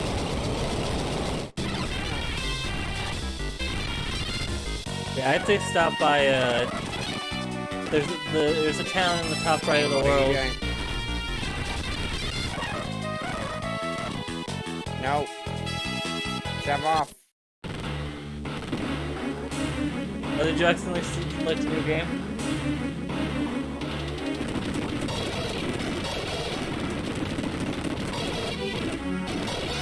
I'm gonna eat more food while it's taking its sweet ass time. It's a PS1 game. Give it better some slack.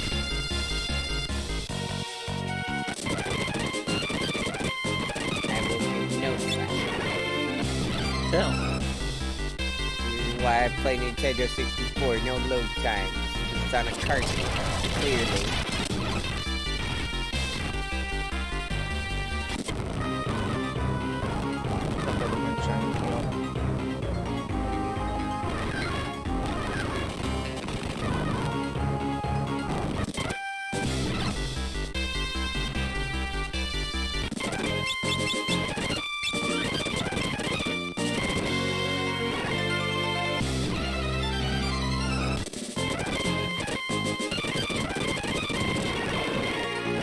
See if we can do this on since we're both gonna restream. I mean, unless Borderlands 2 happens. If Borderlands 2 doesn't happen, we should see if we can do this on Tuesday and Thursday as well. The same plan. Yeah, I think I gotta get the. I think either I gotta get the adamantium or they're about to do the airship stuff. I think the last time we saved, yeah, would have been near around then. Means now I'm ahead. Whoa.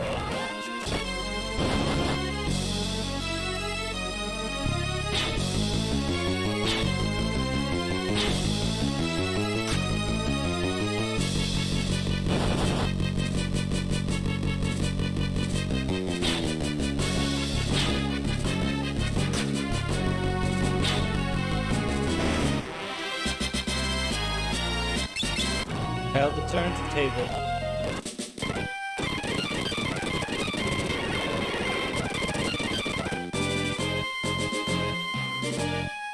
Not okay. It's not. We're having fun.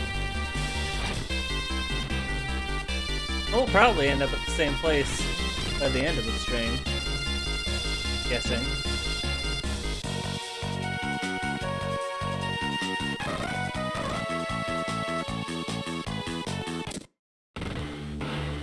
Okay, so yeah, the last time we saved was right when you got the airship. You gotta fight, Crayclaw as well. This is fine. That went super fast.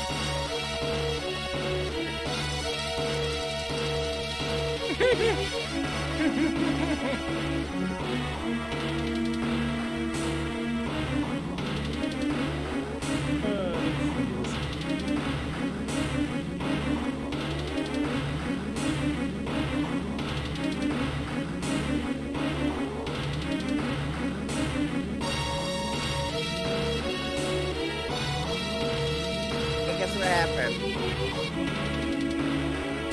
Yeah, it happened. Now do it again.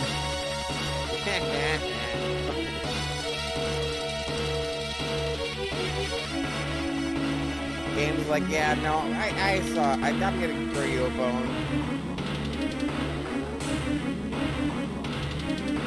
You get to have no brain cells just one moment, and then we go back to normal.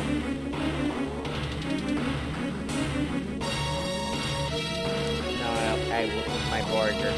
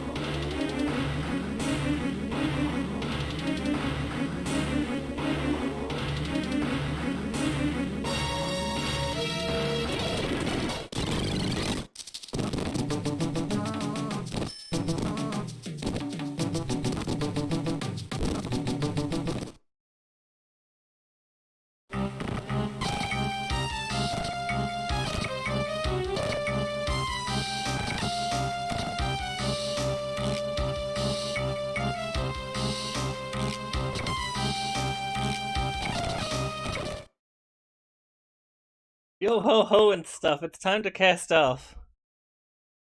Thanks, Bart. Okay, so he doesn't say shove off. Cast off makes sense. That's the line after you get the adamantoids, by the way. Adamantoids. Oh, brain good.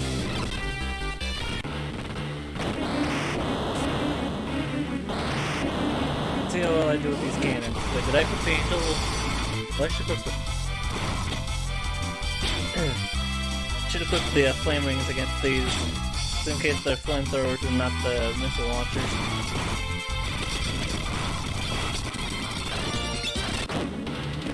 Let's do that real quick.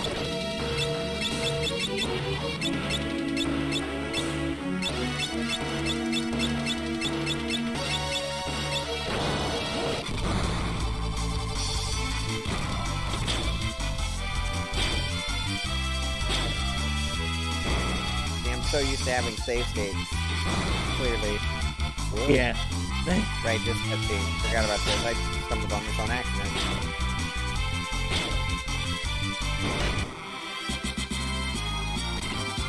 Well, this is the next thing you have to do, but yeah. Either you were already there by the time I said it, or you were just about to get there, and I had said, hey, you need to go back to the town.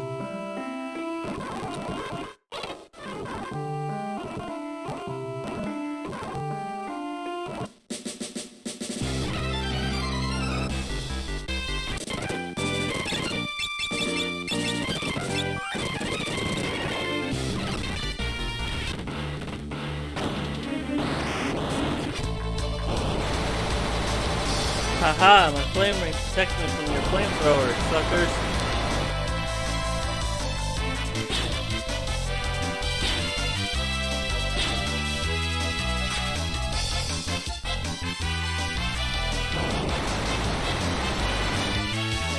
Am I supposed to do from that?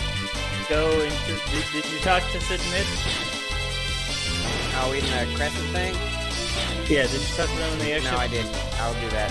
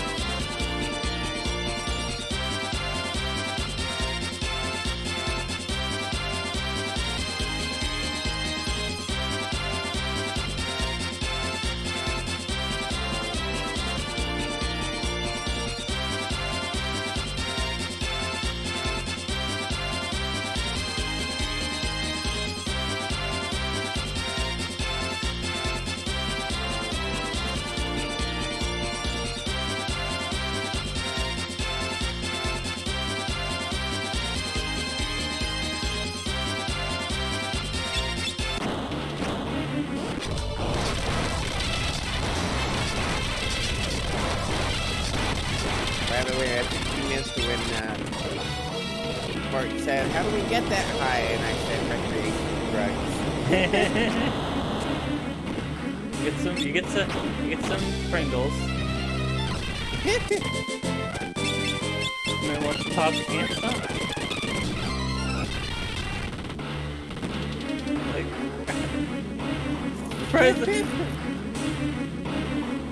surprised at that. Like I've made that comment before about stuff. Like this thing's so like this object's so oh. Oh what? I can't tell if my controller fucked me up or if the game has crashed. I think the game has crashed. The propellers aren't moving. I don't think they're supposed to, is the thing. Press the button. Well, my controller is definitely fucked up right now. I just can't tell if it's because it's the game or not.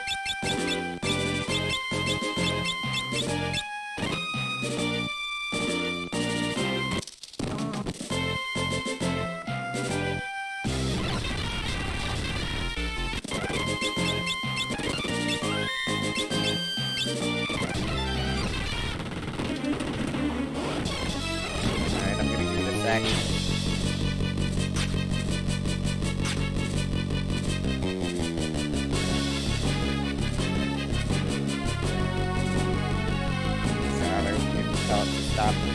type something without having to smack it.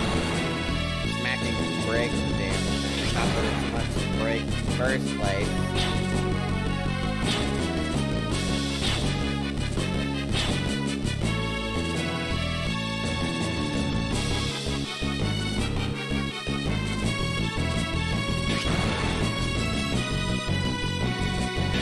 Assuming it's fucking dead. I mean, I have the other one, but I don't know how a controller that's plugged up could be dead.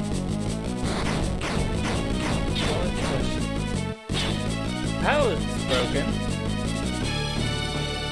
The eternal question.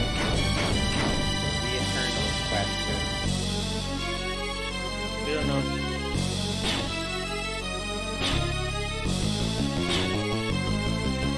Eternal's just looking at the MCU. How is this broken?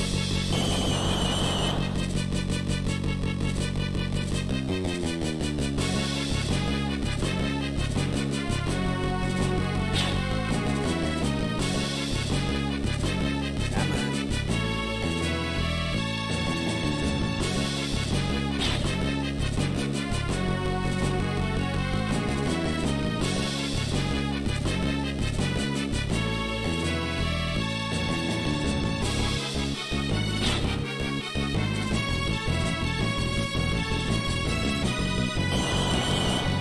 Don't make me grab the other one. But it's gonna take some time.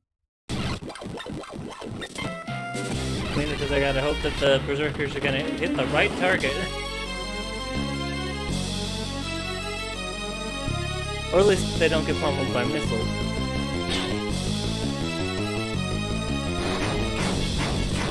I'd say that if they take out one of the launchers.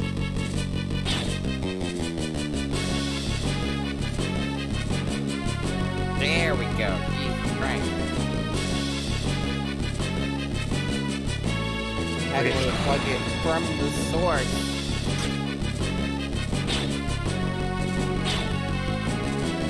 Game's still running? Alright. I was Yeah, right there for a okay. second.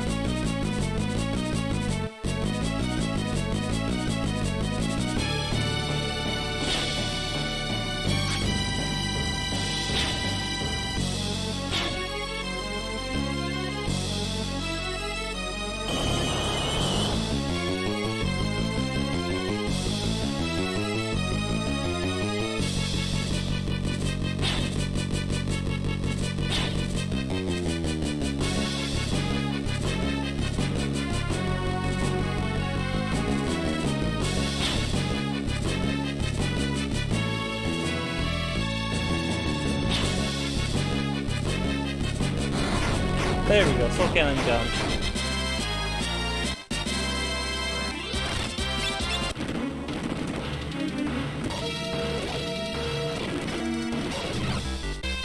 We'll know in a second as I back out and go and heal and save, because two of our party members are dead.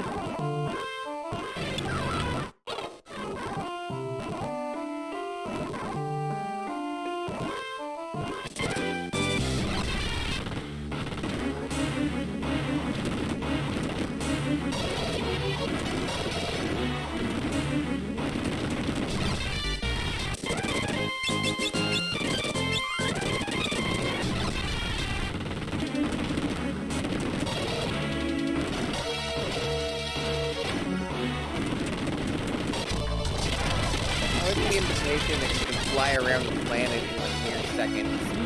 It's always weird that, like, I understand why they allow you to do stuff like that in the games, but it's still weird to see.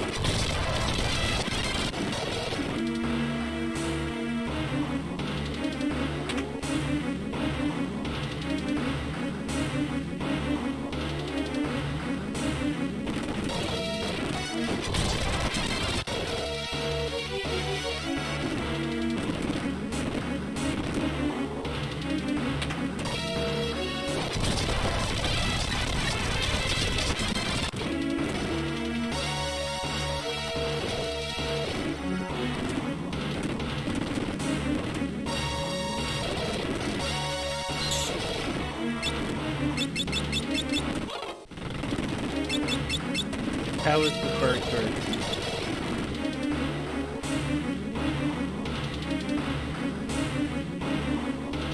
Hello? It's alright. Burger, like Burger King, just feels a little chunky. But the flavor is good.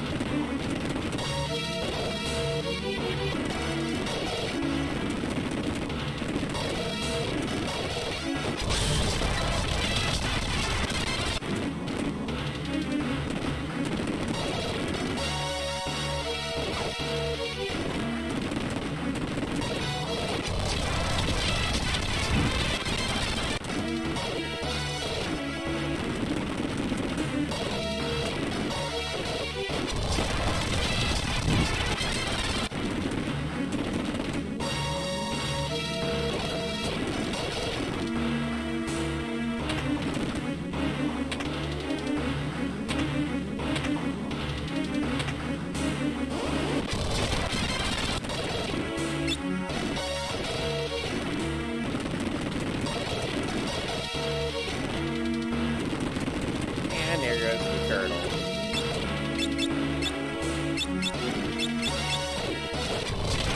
Did it also get any redemption debt? No. But it was pretty quick, it might as well have been.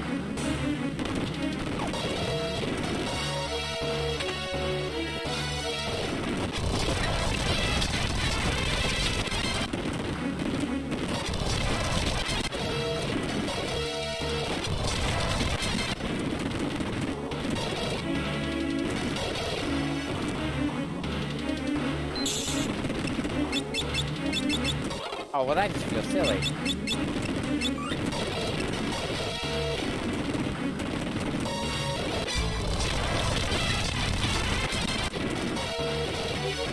I remember I had a hard time aiming directly on the hatch in the Game Boy game as well.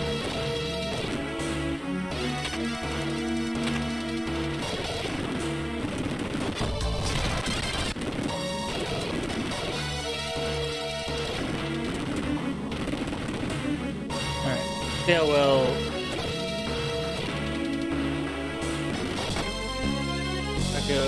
Archaeoavis goes go too badly.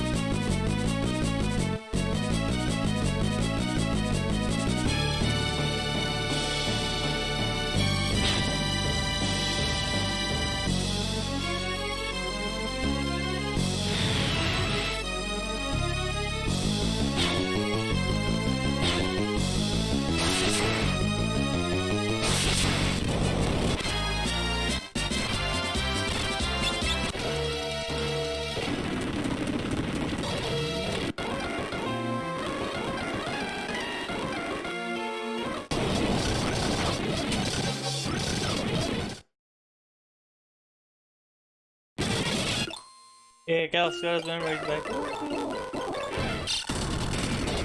Shatter and then it goes up.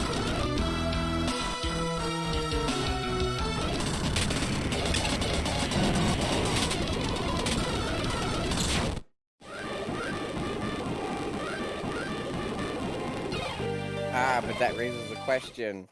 In the PS1 version, does it say turtle in that one?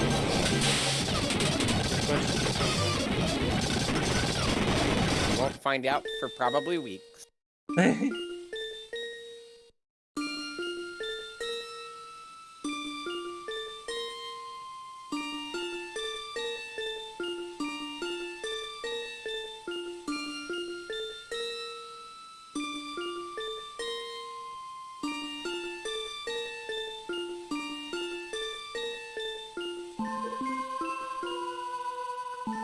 by the way. Huh? Food's done. Alright.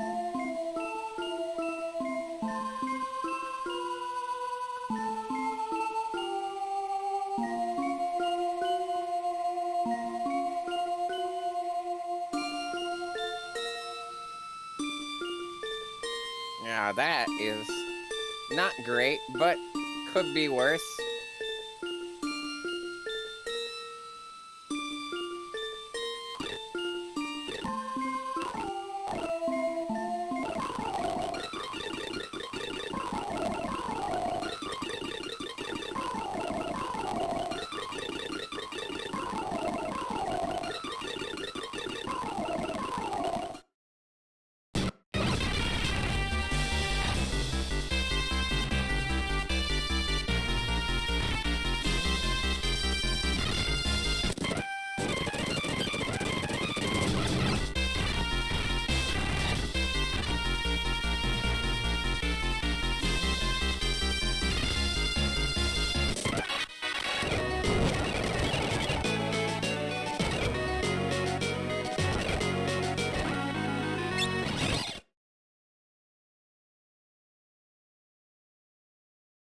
Swear to God, old man, every time I'm trying to get in the inn, you just stand in the way, sir. Get out of the way.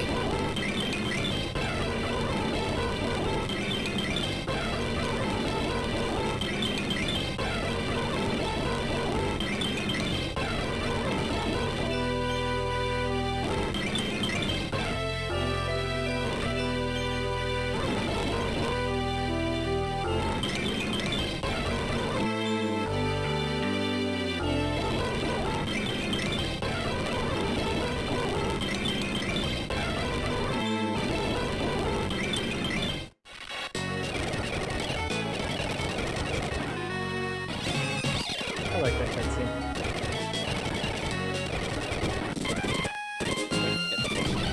The cutscene after you get the Earth Crystal, if you go back to Castle Tycoon, you get a little backstory cutscene.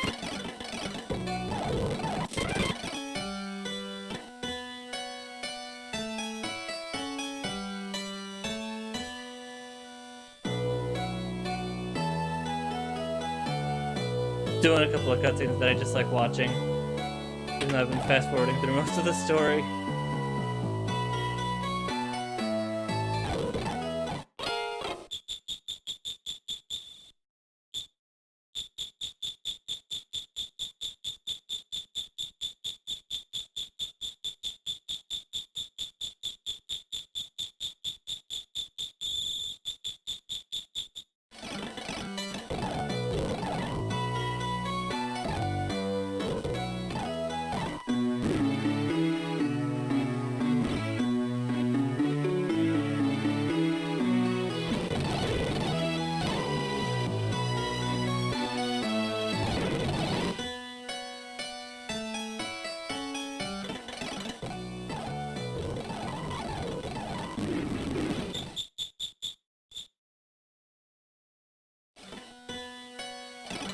Perfect.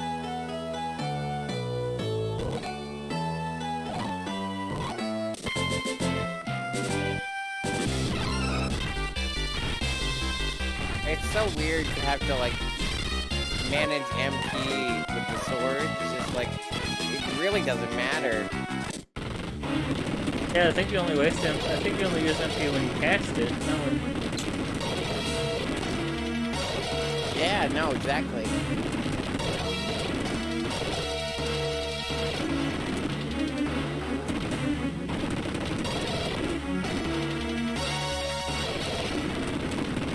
That's the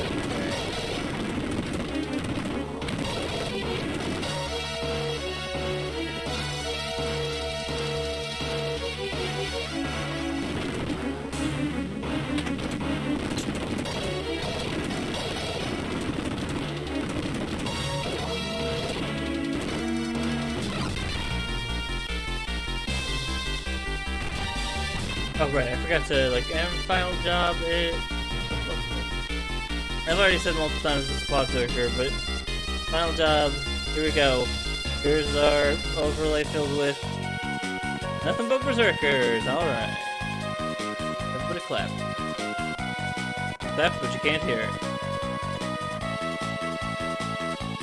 They heard it. I mean, for me, not for you. I didn't hear it on mine because of the. They heard me clap. Well, I didn't hear it on. I didn't hear you clap. So. Audio. Yeah, because I have noise gates and a bunch of stuff to make sure that only I am heard over OBS. But that almost never works because I don't want to get into audio playing I again. just have an actual gate. And if someone tries to play any music, I'm just like, shut up! I have a gate!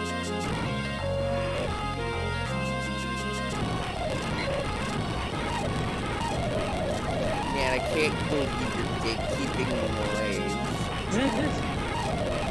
What is it that I have set up? It's noise suppression, noise gate, and then yeah, and then a gain to increase the loudness without having to increase my volume.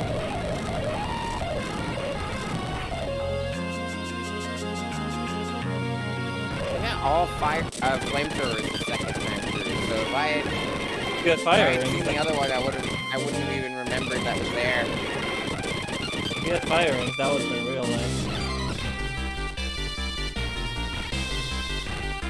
You would have just been able to absorb the fire damage.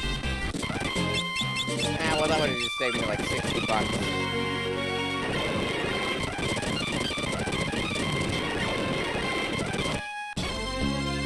Burrow below. See how stupid this gets.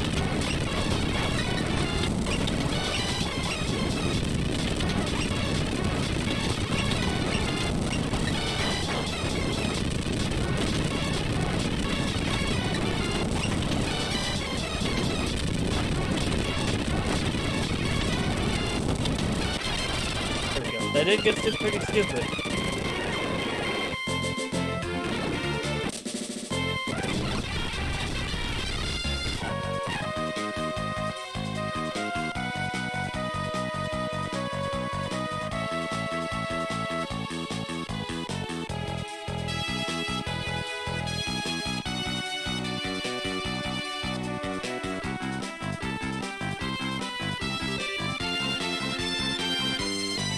Trouble us greatly is kind of an understatement. So it's like, that's a big fucking cannon, it'll kill us. It's a big cannon. So I'd say before you go take on, I'd say you might have an. I'd say you should probably go grab those rings that I keep talking about because those the angel rings at least will protect you from holes. Where do I Fire get rings might be them? useful as well. So open your map. Well, after you're done at the end and on the airship.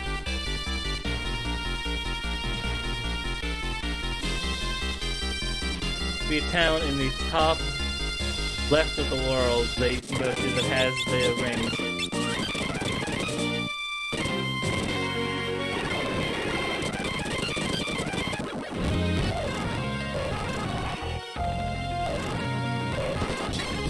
Tight.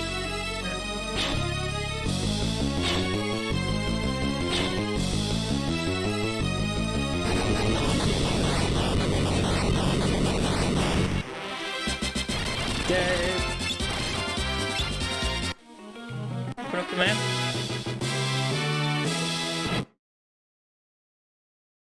Top left. You're in the top right. Oh, I thought you said east. West. I know you're direct. I know you have trouble with directions in this star, but come on.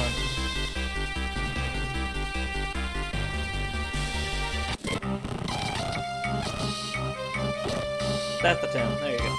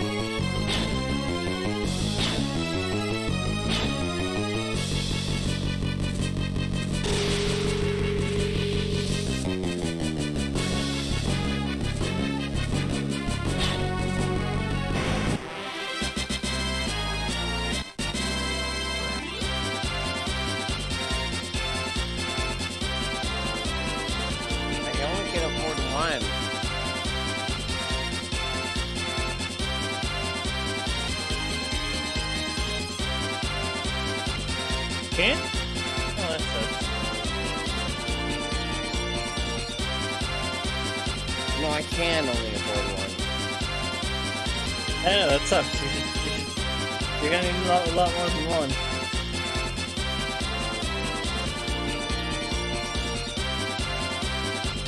So what do?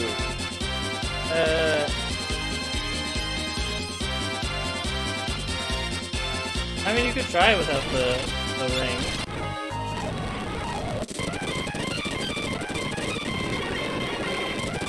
It was going relatively okay. Yeah, alright.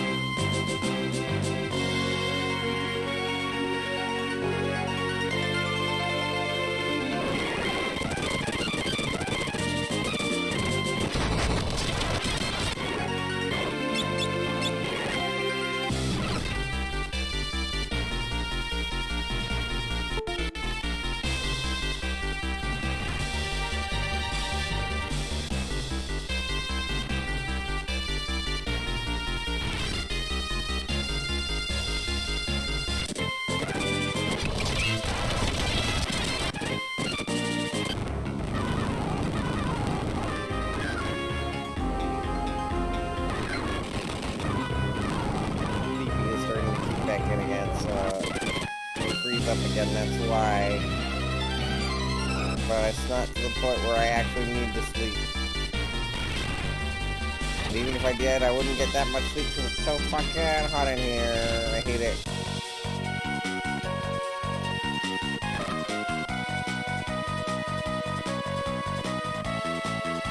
Global warming. Alright. Also, just Alabama.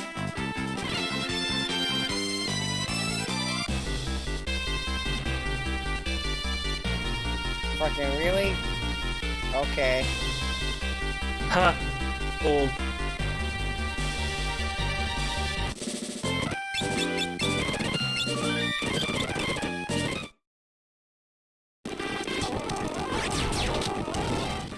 Alright, I'm off to World 2.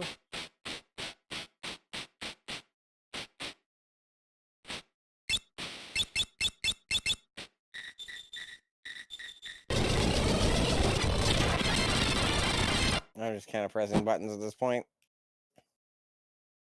I should probably see where the other spells are real quick before you move on.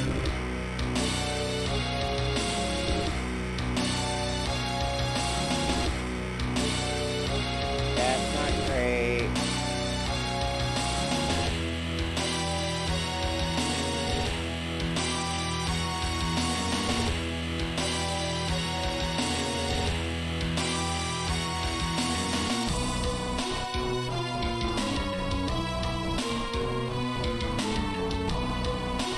I noticed that attack keeps splitting his HP.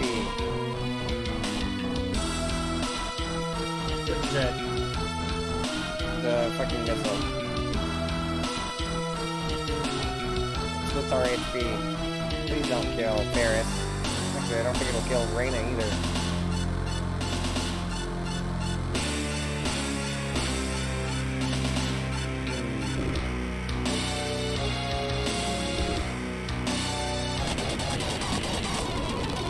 We need to bring back our main other magic person.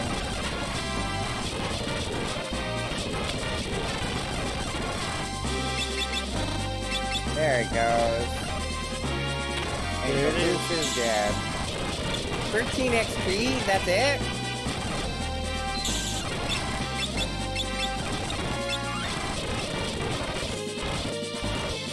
Dark matter, whatever that means. That's it's only an item that you care about if you're a chemist.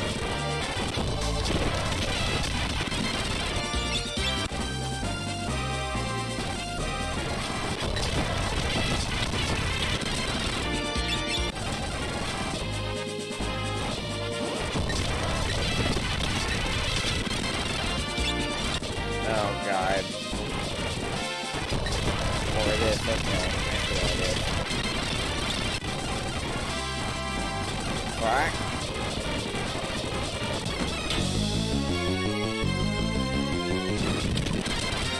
You wanna fight these guys? Well, probably not in this state. Yeah, probably should go heal.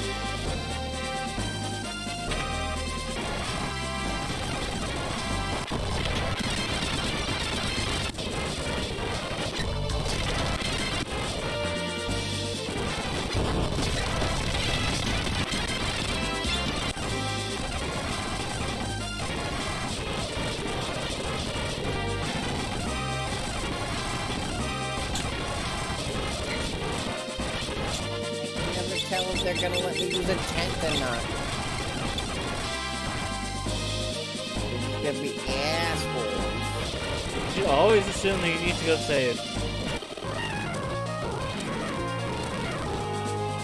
Yeah, but then I assume that there's gonna be a save point. There's usually a save point when it happens. Actually, there's 2 save points in that dungeon, but what's the point? I am at the big bridge, which I can literally just watch happen because I literally just listen to the music without fast forwarding because I don't have to actually fight. I don't have to actually interact with the game.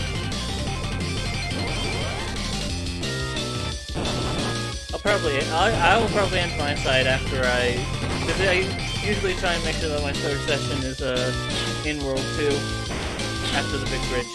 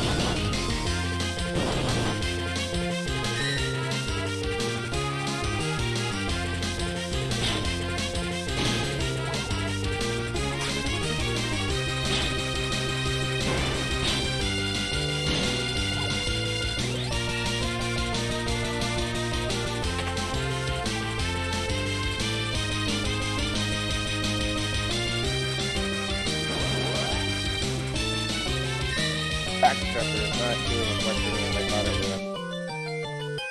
Flavor-wise, yes. In terms of actually, like, not dozing off a little bit, no.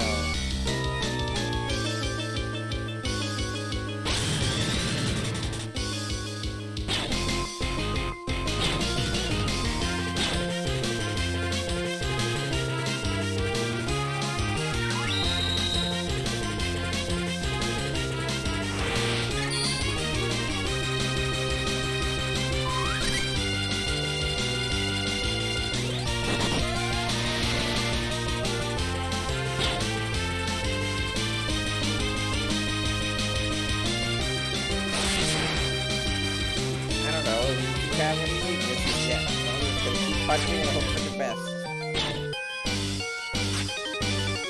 You're normal enemies, you're not a boss.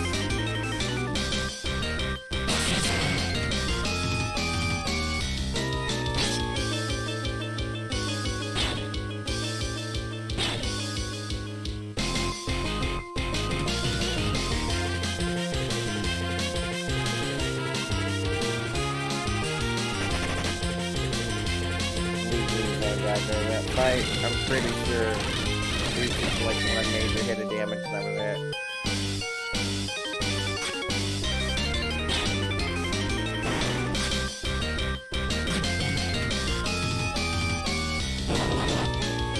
I can't afford you with potions.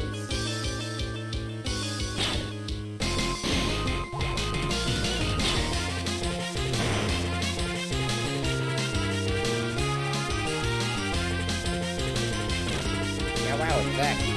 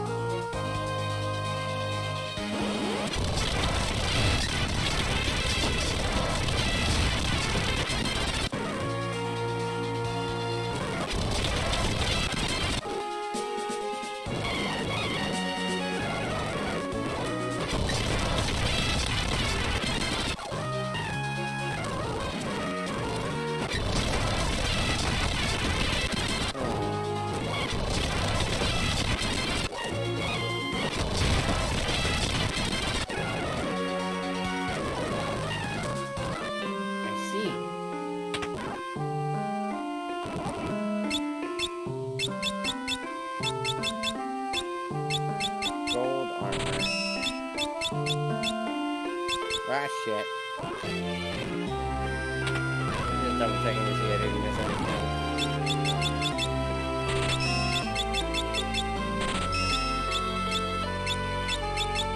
Stoned mask? A lot of drugs tonight. Is that what they call the soup pills? Stoned mask? What it looked like. Are they on the Pringles? Stoned mask, yep.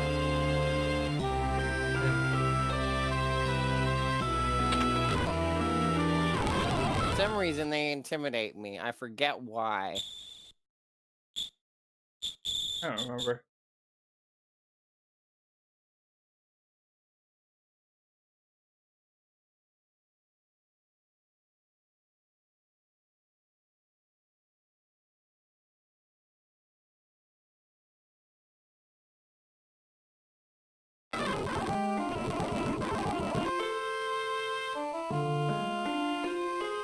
Alright.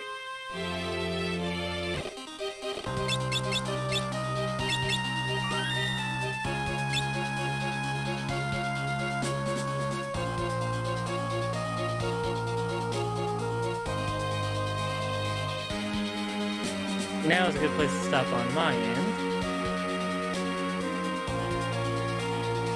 Let's do a quick wrap up, hold on. Thanks everyone for watching. For those who are new, I normally stream Tuesday, Thursday, Friday, 4 to 6 Pacific Standard Time. Tuesday, Thursday is normally a playthrough, but currently it is Forge Up Fiesta.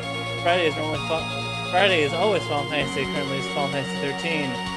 Sunday is more Final Fantasy 5. At this point, we'll probably catch up streams like this. And then Borderlands 2 is whenever. If you like what you watch, you can follow, and if you really like what you watch, you can subscribe. You access monthly multiplayer sessions, dance cooking for playthrough, and days nice things you see on screen. Current sub goal is 20. 20 I'll play through some modded Doom. Currently that is at 2. Link to the Discord. I am gonna post screen because why wouldn't I? See everyone on Tuesday for more of this. Until next time, good night, everybody.